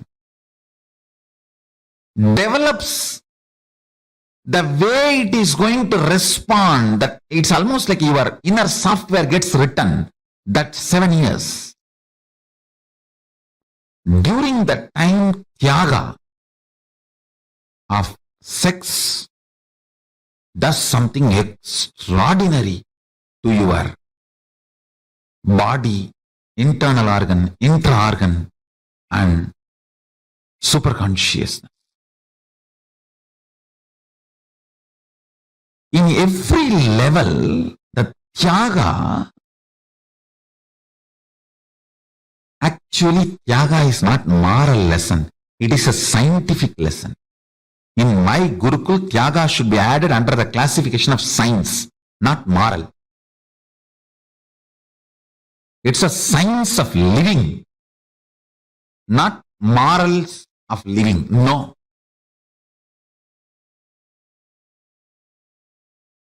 The best body, best mind, you manifest with Tyaga. Understand? Between 7 to 14, body develops. Unfortunately, nowadays, even by 10, boys and girls become physically matured. So when I say 14 to 21, I meant in those days. If I have to precisely tell from the time you are physically matured to 21, that's the way you should put it.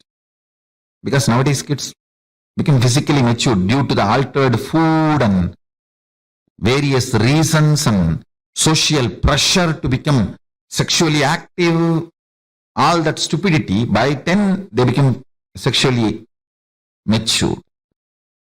From the time you become sexually matured till 21, every time you sacrifice the pleasure and visualization of sexual experience in multiple level, not only not allowing the pleasure, not allowing the fantasy, not allowing the pornography being fed into your system. If you just do Tyaga of sex completely, every time you renounce, do Tyaga, your DNA in the natural selection process takes a quantum jump and selects next level. That develops kind of a very powerful ability to cognize the existence, because the sexual hormones are the most powerful hormones. When you are able to do Tyaga of the instincts invoked in you by the sexual hormones, you develop certain energy, strength, grooves in your brain and the whole system, which is beyond normal survival, multiplication, instinct-based existence. See, unfortunately, this survival and reproduction, this instinct-based existence is an animalistic existence. It is the Tyaga you do at that time makes you divine. After 21, give birth 2 kids per year or 3.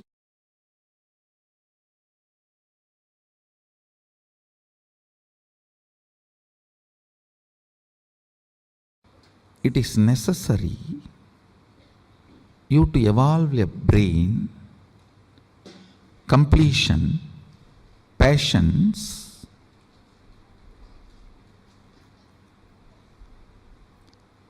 when I use the word passions, you can read it as will persistence, where the pure consciousness can reflect, the mirroring of the neuron can happen. It is necessary. One of the most powerful methodology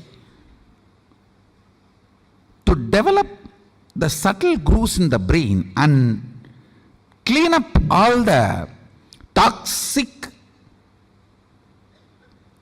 and parasite effects on your brain, try to do some visualization related activity like doing alankara to deities, carving, deities, doing deities in clay or painting deities. Do something where you need to hold certain visualization in your head and your hand needs to express it. Hand or leg, anything is okay, because even in 64 arts, the painting through the leg is one of the art. Just by dancing, making the paintings, rangoli through the leg, anything. See, visualization should be held in your brain and your actions should express that. If you talk to my mother, she will tell that at least 300 to 400 clay deities I have made with my own hand. My mother used to scream. Now she is very happy I have done all that. In those days, she and my grandmother both will scream because I will not eat. Once I sit to do that, sometimes for 1 week I will not eat. She will be sitting with food, begging, come and eat, come and eat, come and eat. I'll be just lost. And those days, you get only 2 big publications, Ramakrishna Mission and Ramakrishna Tapovanam. Ramakrishna Math has published Chandi, Devi Mahatmyam, the book name is. There all the Dhyana slokams of Devi will be there. I was actually a fanatic Shakta. You guys cannot believe. All the Devi I have, I carved it.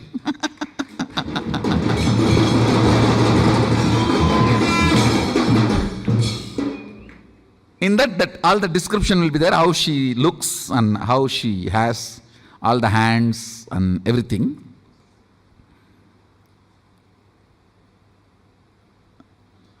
I'll get Ramakrishna Mission books. In that only the Dhyana sloka and the Tamil meaning will be there. And after making, I'll get Gita Press books. Gita Press Chandi will have the diagram also. I will not see the diagram before making. I'll read and make the deity, and then with the Gita Press book, I'll verify whether what I made is right or wrong.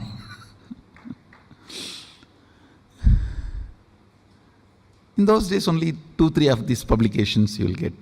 And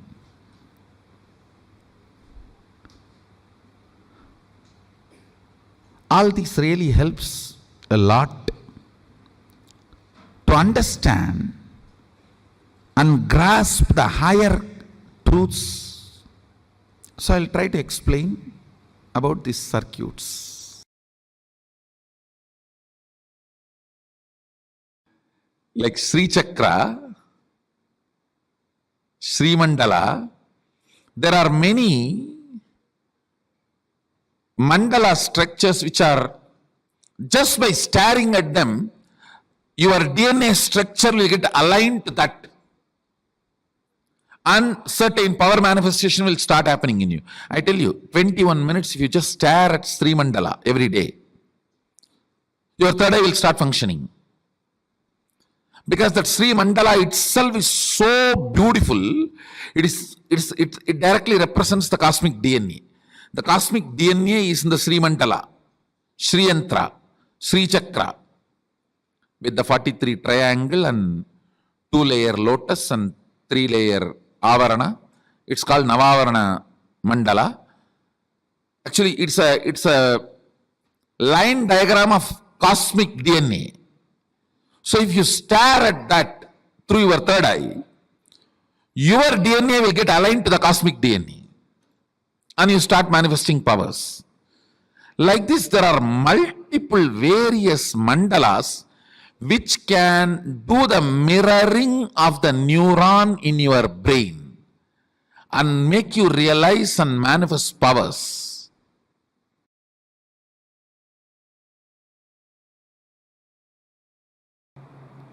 I should tell you, biggest enemy in your life is taste for anti-life.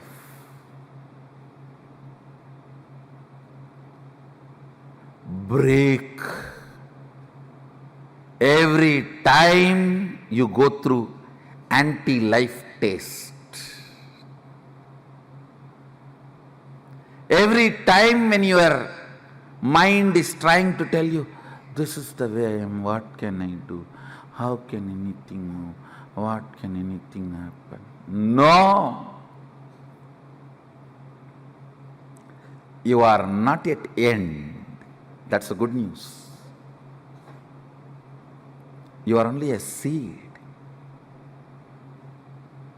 As long as you consider you are only a seed, you need to manifest you are Sadashiva.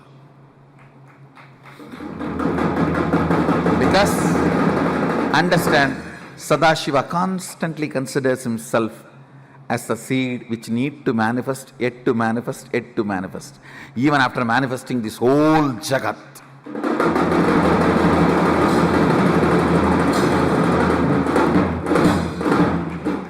Even after manifesting this whole Jagat, making all the human beings walk straight, developing the most subtlest brain grooves, still he comes down to make you manifest all the powers, to push you to the next level.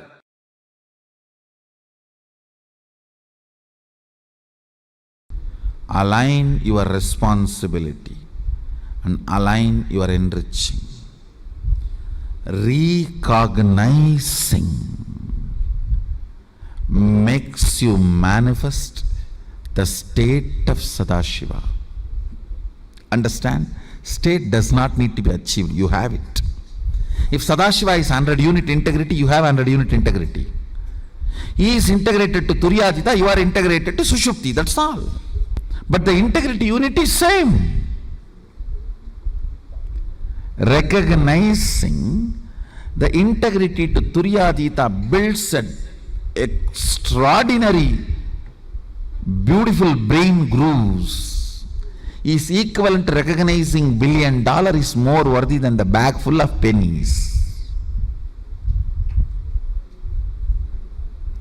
That recognition is what I call recognizing.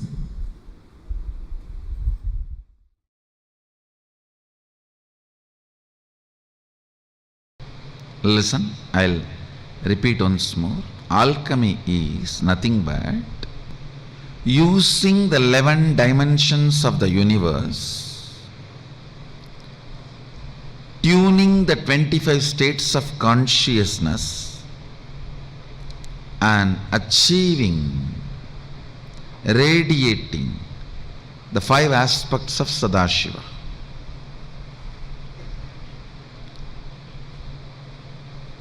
Multiple things are used in the alchemy science. It starts from preparing the ground on which the meditation, alchemy process is going to happen. From there it starts. A solidified mercury. Mercury solidified without chemistry, chemical being added, just by the energy, means an enlightened incarnation, his body is capable of dismantling any molecule and assembling it as any other molecule in any place and space and time he wants. Understand?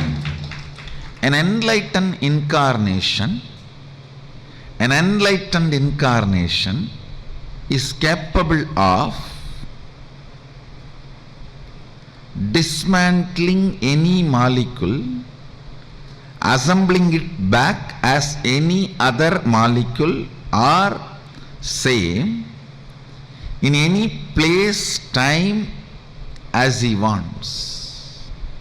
With this power, dismantling the liquid form of a mercury and retaining its Mercurian quality in it, assembling it back as solid.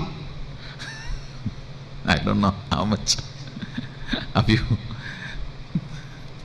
This is what is science of solidifying mercury. In this body I did this 3 times. One is under the Dakshinamurti, one is under the Bididi Garbha Mandir, present Garbha Mandir. One is under the Vaidya Sarovar, Nithyananda Lingam. It starts from preparing the ground and installing the solidified mercury and installing proper yantras, mandalas as per the instructions of Sadashiva.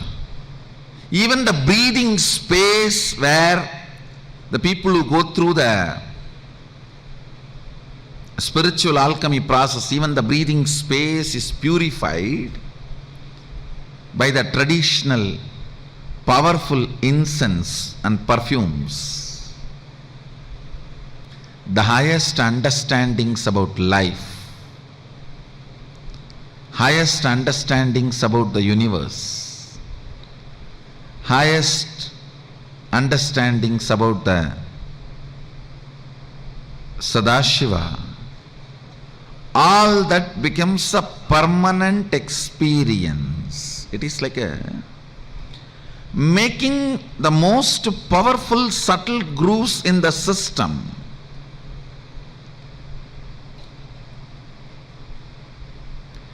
Making the most powerful subtle grooves in the system, which can retain the subtlest but most powerful experiences of Sadashiva and goes on radiating it.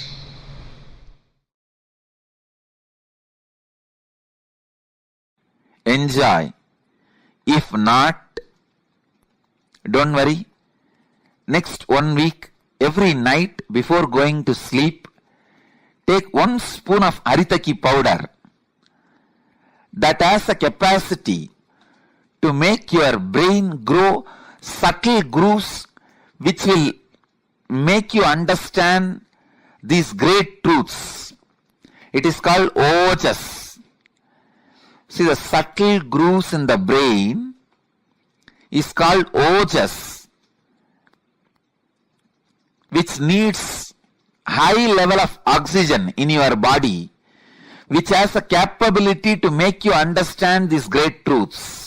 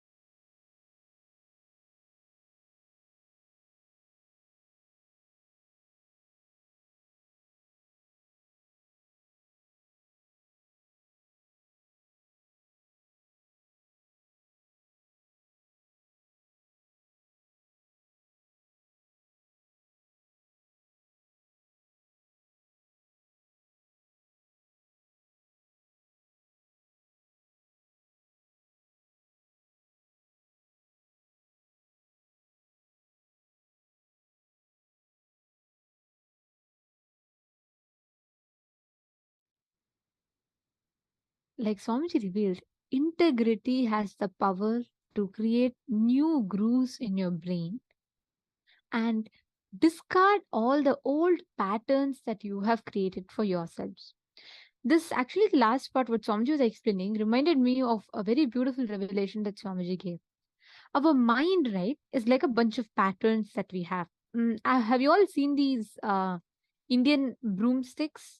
Like all small twigs are tied together, and that's how it is, right? So our mind is something like that.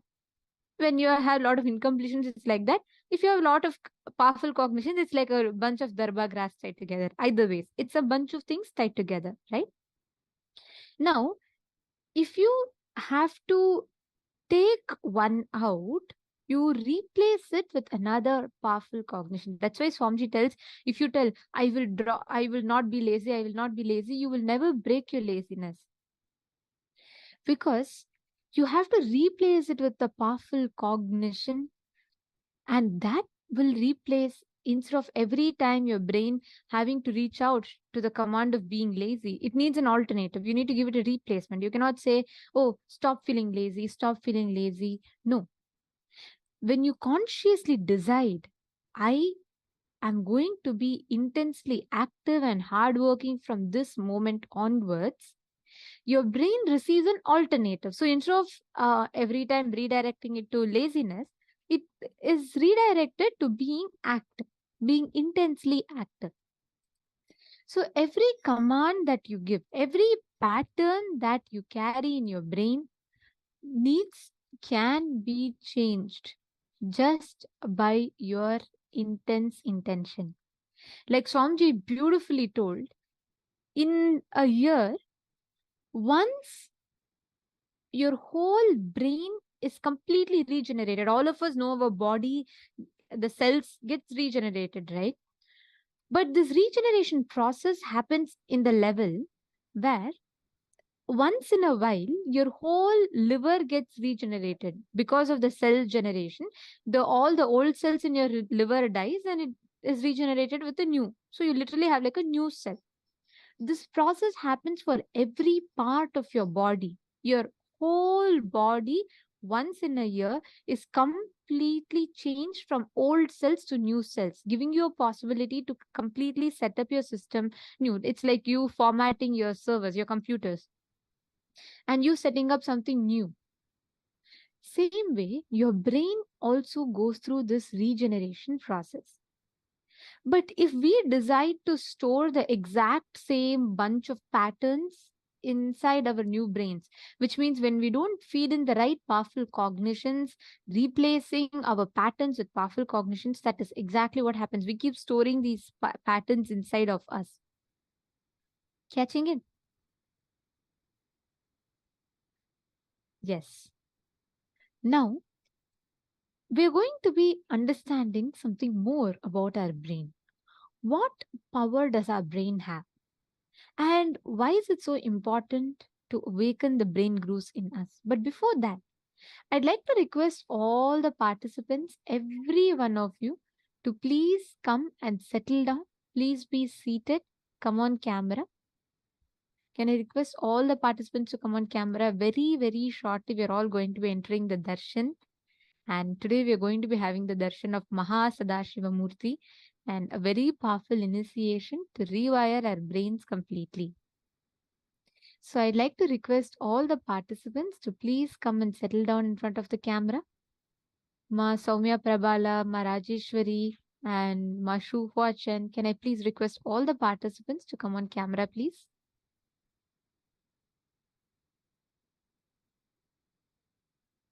Ma Vamadevananda, Ma Mahaganeshwari. I request all the participants settle down. Please come in the camera. Very, very shortly, we are going to be entering into the darshan. And all those who are not in the camera, all those who are not sitting in front of the camera, who are not having your camera on, the digital security team will be moving you all into the waiting room. And I request all the participants to come on the camera. Beginning from now, all the participants who are not in the camera will be moved into the waiting room.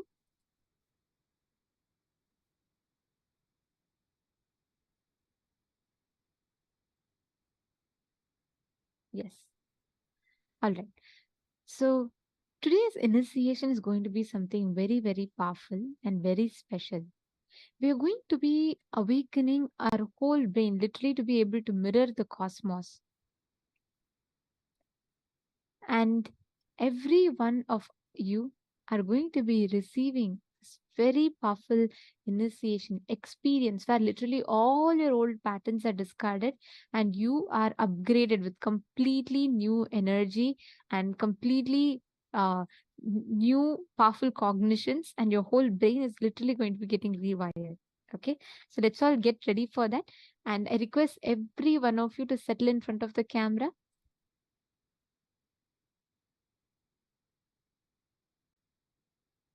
Please come back, settle down.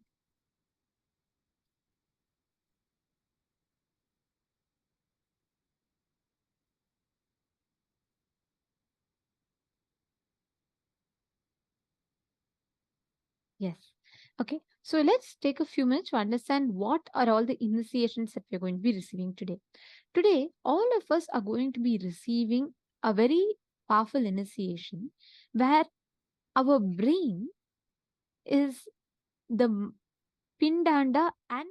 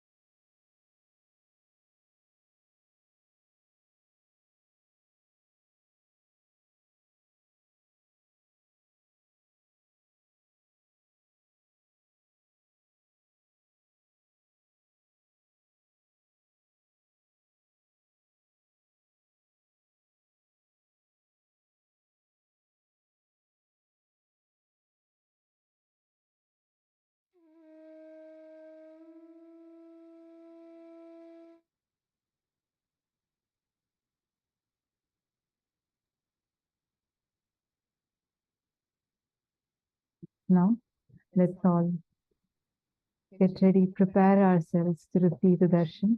Now, first we're going to be chanting the Dhyana Shloka of Bhagavan Mahasadahiva Murthy.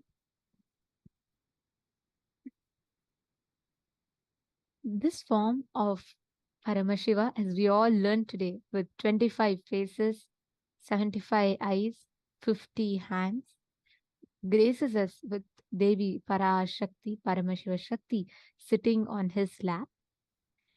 We are going to be now chanting the Dhyana Shloka of Mahasadahiva Murthy.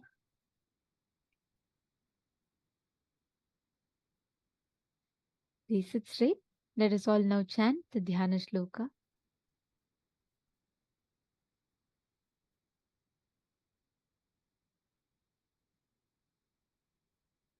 Shri Mahakailasa Murti Dhyanam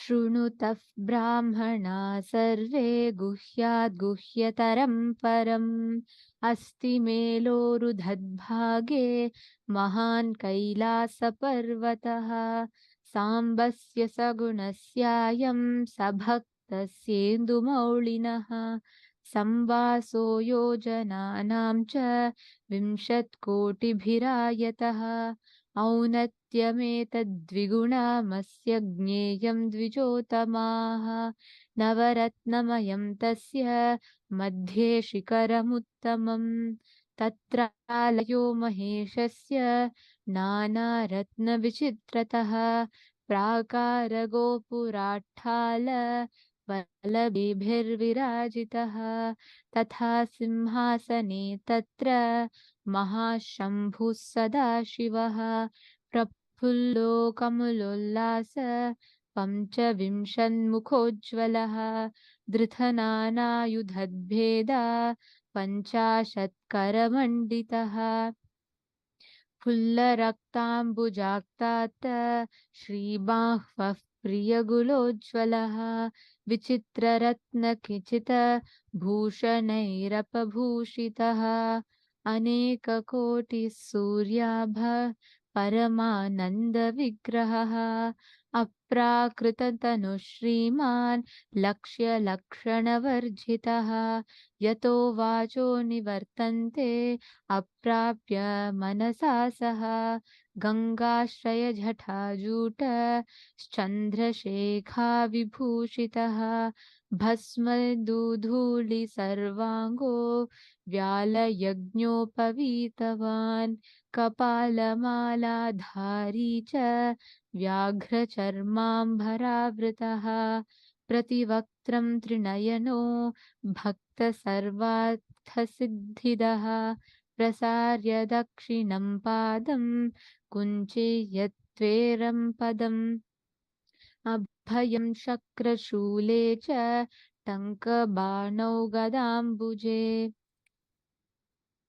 खड्गतोमरशक्तिश्च परशुप्रासपन्नगान् हम्लाकुशादक्षमालाश्च छूरिकां ध्वजदण्डकौ वज्रकुन्तास्थितध्वंष्ट्राश्च चक्रं च भिण्डवालकं 25 बाहाभिर्दधानो दक्षिणैः शुभैः पञ्च वराचपौ मृगं शङ्खं केठोपराश्वधान् मुद्गरं ढमरुं घण्टां रुद्रवीणां च पुस्तकं कपालं मुण्डकट्वाङ्गं भुशुण्डी परिघान्नपि फलकं फट्टसंवेत्रं कमण्डलुहुताशनै कर्तरीमुसलं पिञ्छं बिभ्रद्वामैस्तथा करैः महान् सदाशिवस्योऽयं राजतो तत्र पर्वते. Such a beautiful description of Paramashiva. This sacred chant describes the exact form of Mahasadahiva Murthy as he sits and graces in Kailasa. Now, this is this auspicious session that all of us are going to be experiencing today. Now, all of us are eagerly waiting for having today's session, the initiation, right? I have a question for all of you. From morning, we have been learning about various different aspects about how your brain is, how your brain functions, and what is wiring of the brain and what is rewiring of the brain. Can all of you take a quick few minutes and post in the chat? What do you understand by those? Take a quick few minutes. Now, each of us have a certain ideal way that we want our life to be. We all think that someday something will happen and everything will become all right. This is a thought current, thought pattern with which many of us function in our lives. Am I right? All right. But how do we actually have our lives? You see, we have our lives in almost a cyclical manner, like you wake up from the same side of the bed every single day. You go and you brush your teeth in the exact same manner as you did yesterday and as you did the day before yesterday. So there is like a cycle that goes on. We keep repeating the same thing. You get ready, you go to your shower, you get ready, head to your office, you get into your car. You forget, you're not aware that you're driving the car, right? Like when you're brushing, you're not really aware. Are you aware? Okay, I'm brushing teeth number one, teeth number two. No, right? It's like an automated mechanism. It keeps, you just do it. Your body just does it for you. Same way you head to the office and then you go to your office, you settle down in your office. You only after you reach your office, first of all, you come to the realization, yes, you've reached it. And once you go, you start your day, you do your work, and you see, we have a monotonous schedule kind of a thing. That's the way how our automatic mechanism itself functions. But this is not just restricted to our physical actions alone. This also influences and impacts your thoughts, the thought current. Just remember and see, maybe probably the morning time.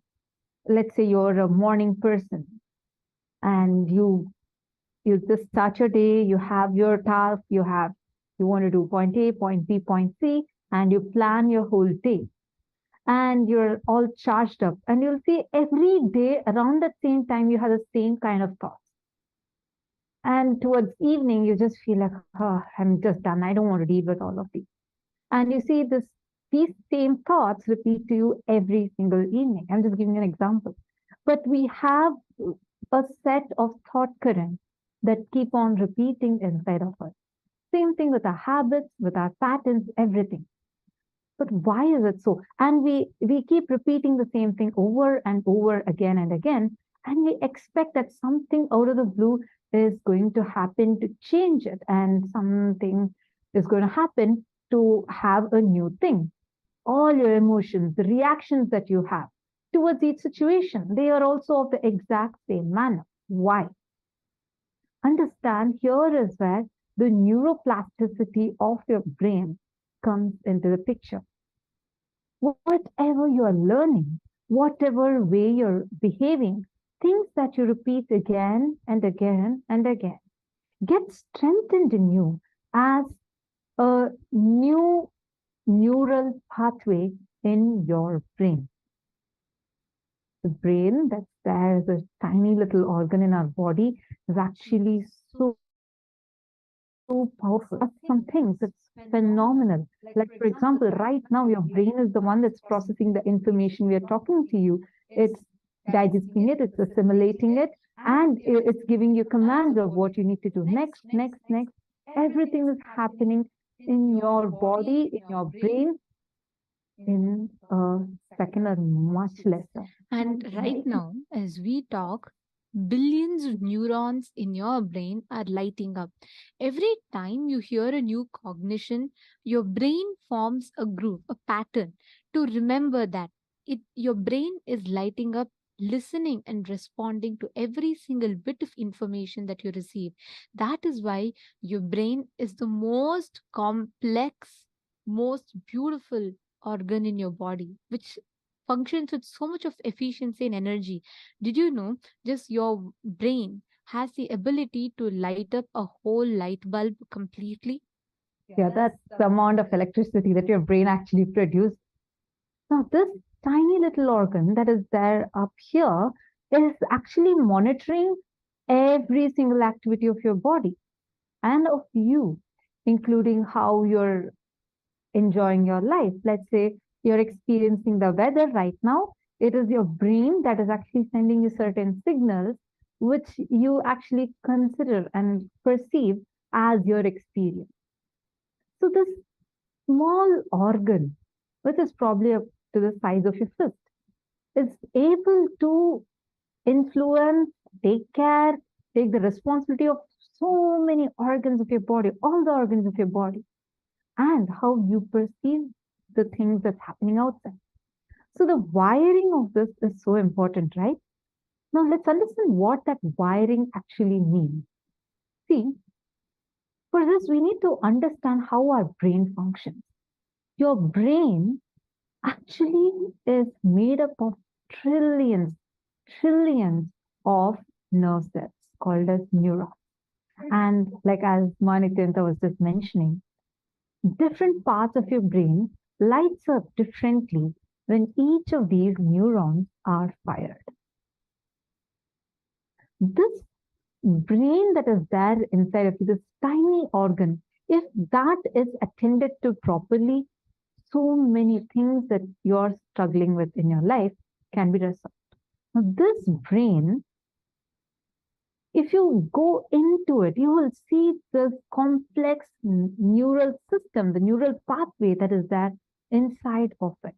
Actually, what you're seeing behind us right now is the way how the signals pass to your brain. And you see those things with like many weird things coming out. These are actually how your nerve cells look like. These are called as neurons. And each neuron passes the information to the next one. If you actually zoom in a little more, you will see it looks like this. This is exactly how each signal is passed from one to another, one to another. Listen carefully. Here is where you are going to be understanding about how your brain gets wired. Every time this neuron sends a message to this, there is a new pathway getting created. Pathways are what we call as synapse. So every time you form a habit, you take an action, you do a step, your brain creates a synapse. So do you see the gap between each of these synapses? Every time you do something repeatedly again and again and again, these synapses gets closer to each other, which is what we call as the automated habits or patterns. That is why many times you don't need to be aware of how you brush your teeth. Your brain does not need to process saying, okay, first take the paste, put it on the brush, and then you have to do it clockwise, anti-clockwise. You don't need to tell any of it. Automatically, even though you are still sleepy, your brain automatically reaches out, your hand automatically reaches out, picks up the toothbrush, and you do the whole process, right? All of these regular activities that you do, your synapse has already formed very, very strong and pretty close. Similarly, your patterns, your pattern to react, your pattern of irritation, your pattern of frustration. When someone calls you some name, you immediately react to it. You don't even take a second to cognize or understand what it is, correct? Because a synapse has already been formed. Now, the good news for you is as much as these synapses do exist strongly, you have the power, the ability to change. Now, one important thing to understand about these neural pathways is that every time your neurons fire, they say the neurons that fire together wire together. This is if you are someone who's been interested in neurophysics, neuroplasticity of the brain, you would have definitely come across this phrase. Why do they say that? Because you see, our brain is made up of trillions of these things. Like what you see now, it's actually having trillions of such neural pathways. Every time your brain sends a signal, all of these things are getting wired together. The wiring is where every neural pathway, like for example, that you see here, this neuron that you're seeing is sending a message to the one that's below it, right? Now, this happening, which is there happening behind us, it's actually happening throughout your brain. That's what they say, as different parts of your brain is getting lit up when you do certain things. Like, for example, you're doing things like you get angry, you get frustrated, you see your the behind part of your brain gets lit up. Now, what this essentially means is that every activity that you repeat again, and again lights up different parts of your brain. You start experiencing different parts of your brain getting lit up differently.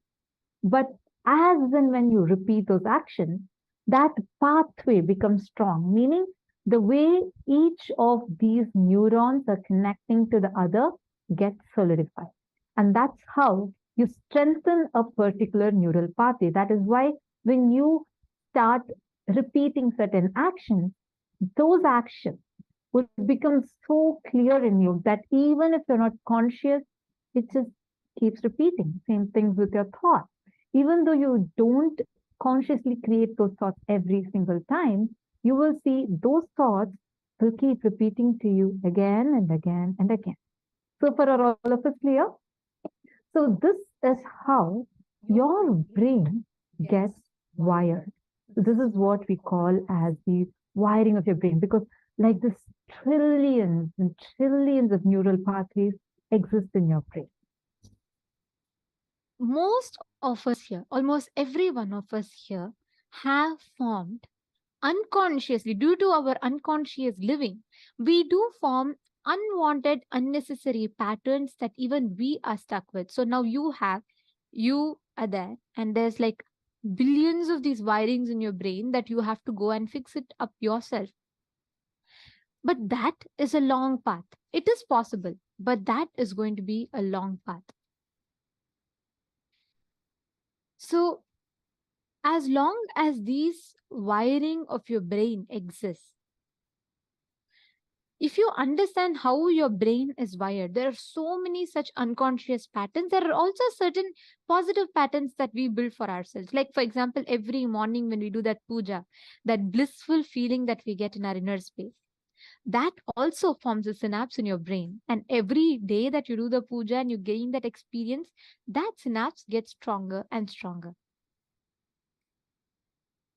Your brain has multiple of these synapses put together, which forms the wiring of your brain.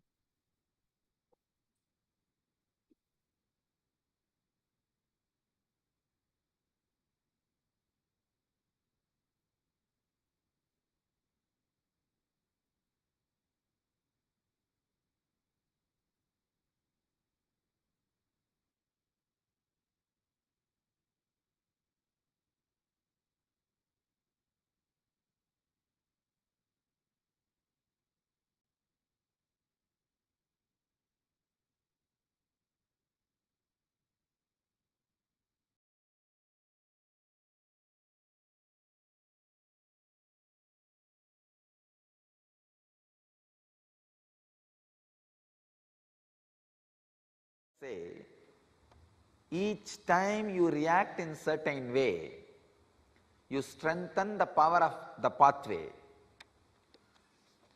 So each time when the river runs in that same rivulet, the rivulet becomes more deeper. So the river running in that same direction becomes more stronger, more permanent. Same way, in your brain also you have so many rivers: Ganga, Kaveri, Yamuna, Saraswati, Godavari, Narmada, Sindhu, so many rivers. Some are wild rivers, forest rivers. The rivers which really creates calamity by the forest flood or sudden floods, you need to make a dam and divert it in different direction. Making dam and diverting it different direction is what I call sadhana. Sadhana means making dam and diverting it to different direction. But unfortunately, we have another one biggest rivulet: engraved memory, engram, samskara, laziness, eternal laziness.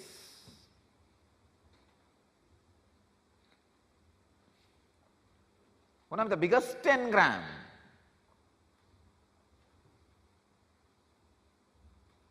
Biggest enemy for awakening non-mechanical parts of your brain or sadhana or for enlightenment or for achievement is laziness. See, once the laziness enters into your system, nothing can be done. Any big idea, tomorrow. Good idea, great. But you see, tomorrow is a good day to start. Always our elders say you should find out a right day, right time. See, today if I start, tomorrow I am not going to be there, I am busy. Dvandva Vigna, Dvitiya Vigna should not be there. In our tradition, there is a tradition, the second day nothing should be broken. Dvandva Vigna. Oh.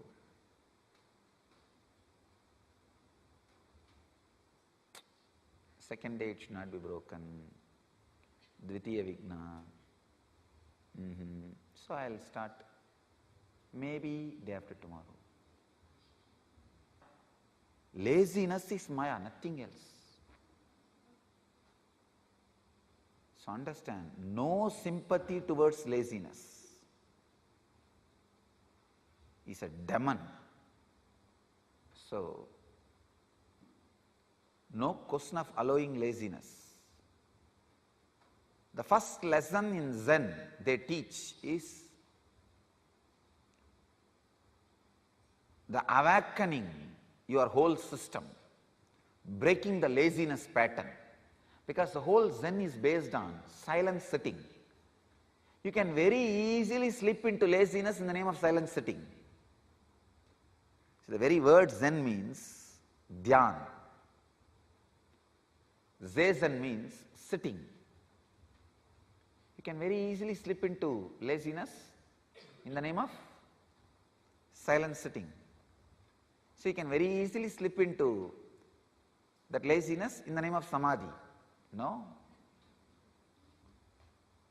Zen first breaks that lazy mental setup. You need to break the lazy mental setup to work on this engrams and create the new awakened lifestyle. Zen monasteries, they have a tradition. Even the master, who is the head of the monastery, will not have food if he does not work for that particular hours. They have the system of 8 hours of working. Even I created that system from the Zen only. The 8 hours physically you need to work. 8 hours mentally you need to work. Means sadhana or some other teaching, learning. See, a teacher works 8 hours mentally when he teaches. Disciples work 8 hours mentally when they learn. So 8 hours of physical work, 8 hours of mental work. Naturally the 8 hours you will rest in consciousness. There will not be any unexhausted engrams. So the sleep will be deep sleep. Only when you don't work 8 hours physically, 8 hours mentally, you will have a stressed sleep, disturbed sleep, disturbed memory, disturbed mental setup. You will not feel really as you slept. Now, Swamiji very beautifully explained about how our brain's wiring functions. Please understand, all of these, like Swamiji explained, the different rivers that are running, the more time a river runs, the deeper the whole thing is formed, right? That's how we have things like this Grand Canyon, everything, which is caused by continuously the river flowing. So every time you consciously build a habit, you cut a deep groove in your brain. Now, there are 2 ways that you can rewire your brain. One is you individually trying to battle with all the billions of habits that you have created due to your unconscious habits. All of us live in an unconscious way where we pick up so many habits which we don't even know why and how. But we end up making it a part of our lifestyle. That's how we get lazy, there's demotivation, or not wanting to do anything, or so many different patterns that we create. All of these are deep grooves cut into our brain, which forms a certain habit. Now, if you have to by yourself try and fight with all these patterns, it's going to be a long process.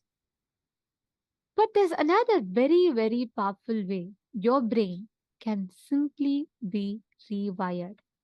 Now, this rewiring of a brain,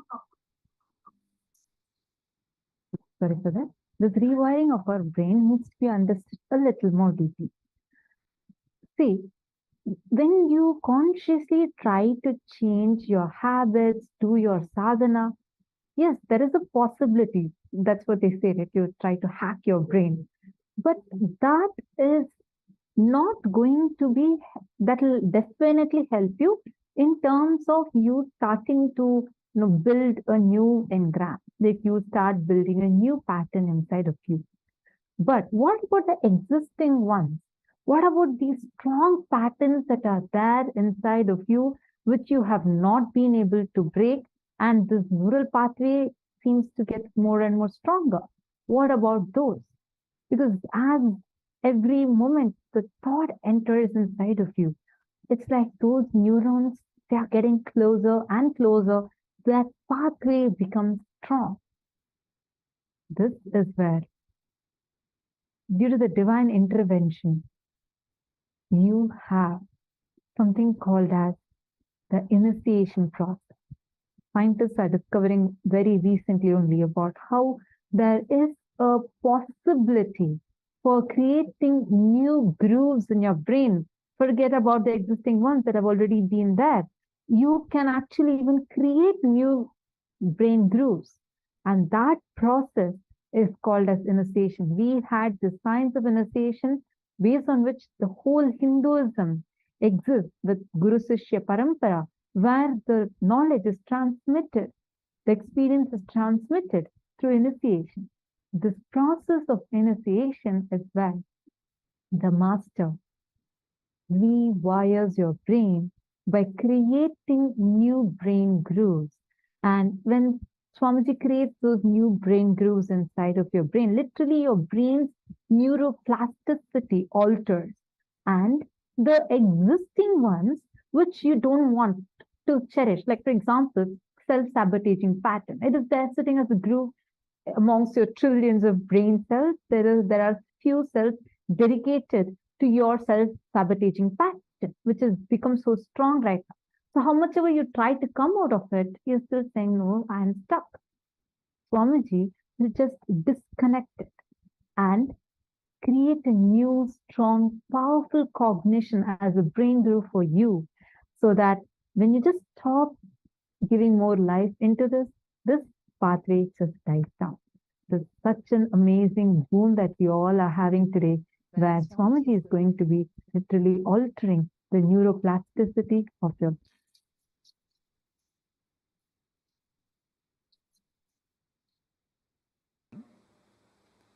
Your brain can create new grooves and pathways. Means the possibility for new life exists.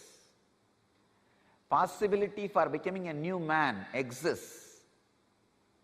Possibility for becoming new consciousness exists. That is what we call initiation.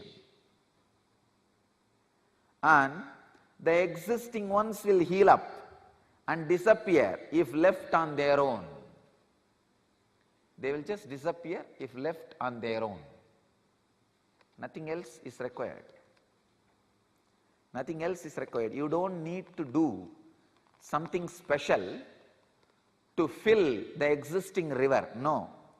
Just make a dam, divert the water, the existing pattern will dry up automatically. Then they will get closed automatically.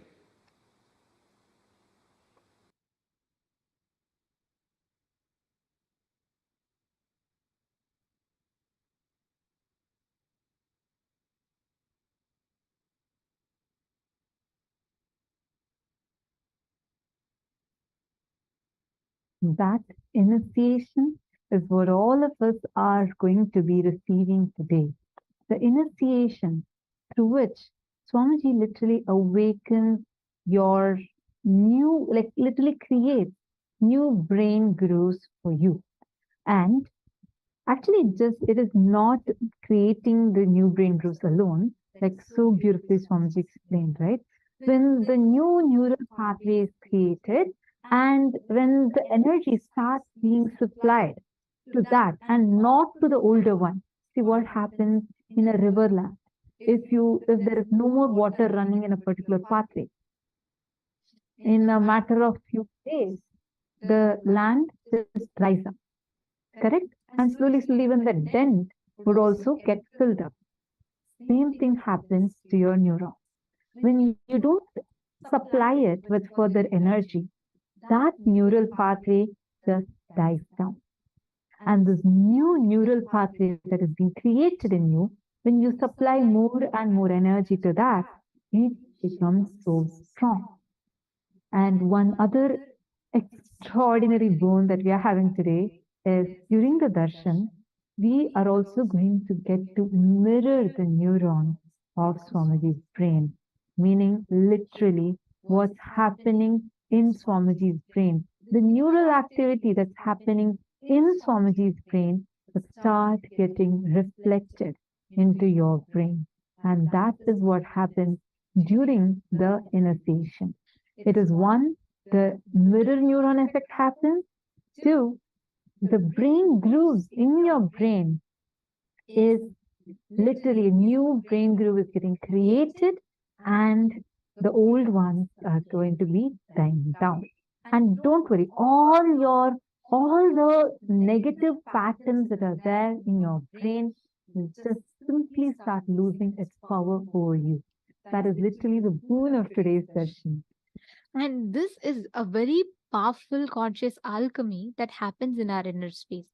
See, these mirroring of neurons, right? It is something that happens without your conscious intervention. That's the greatest news here.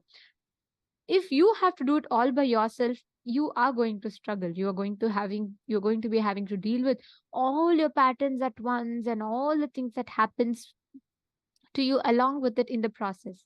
But in today's initiation, we are going to be receiving multiple initiations today, all of which are directly going to be working on awakening your brain growth. So the first thing is Swamiji will be initiating us to be able to awaken all the non-mechanical parts of our brain.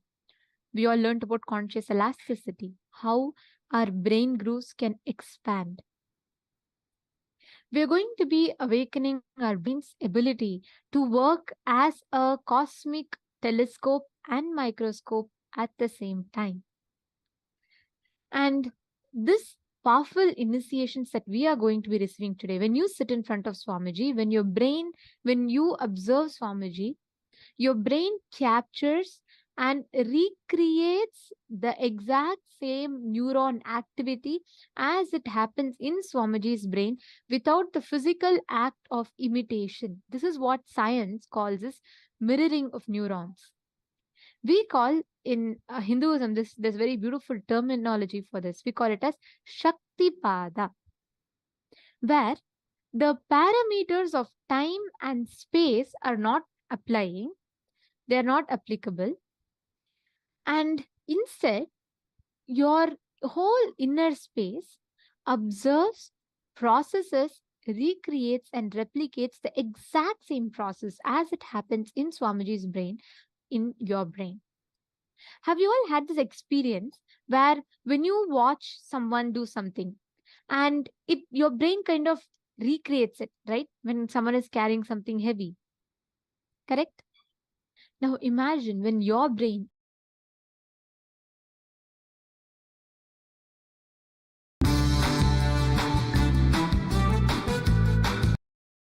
which is an avatar, what process will your brain be going through?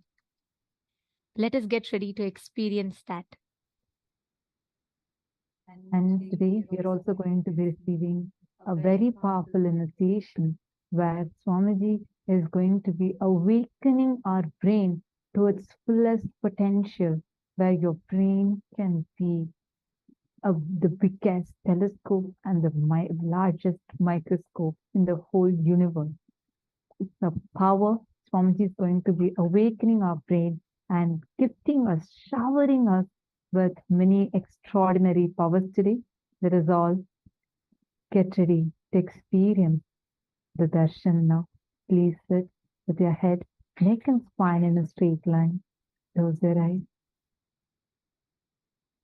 Breathe in and breathe out deeply and slowly. Enter into a deep meditative space and start chanting the Mahavakya.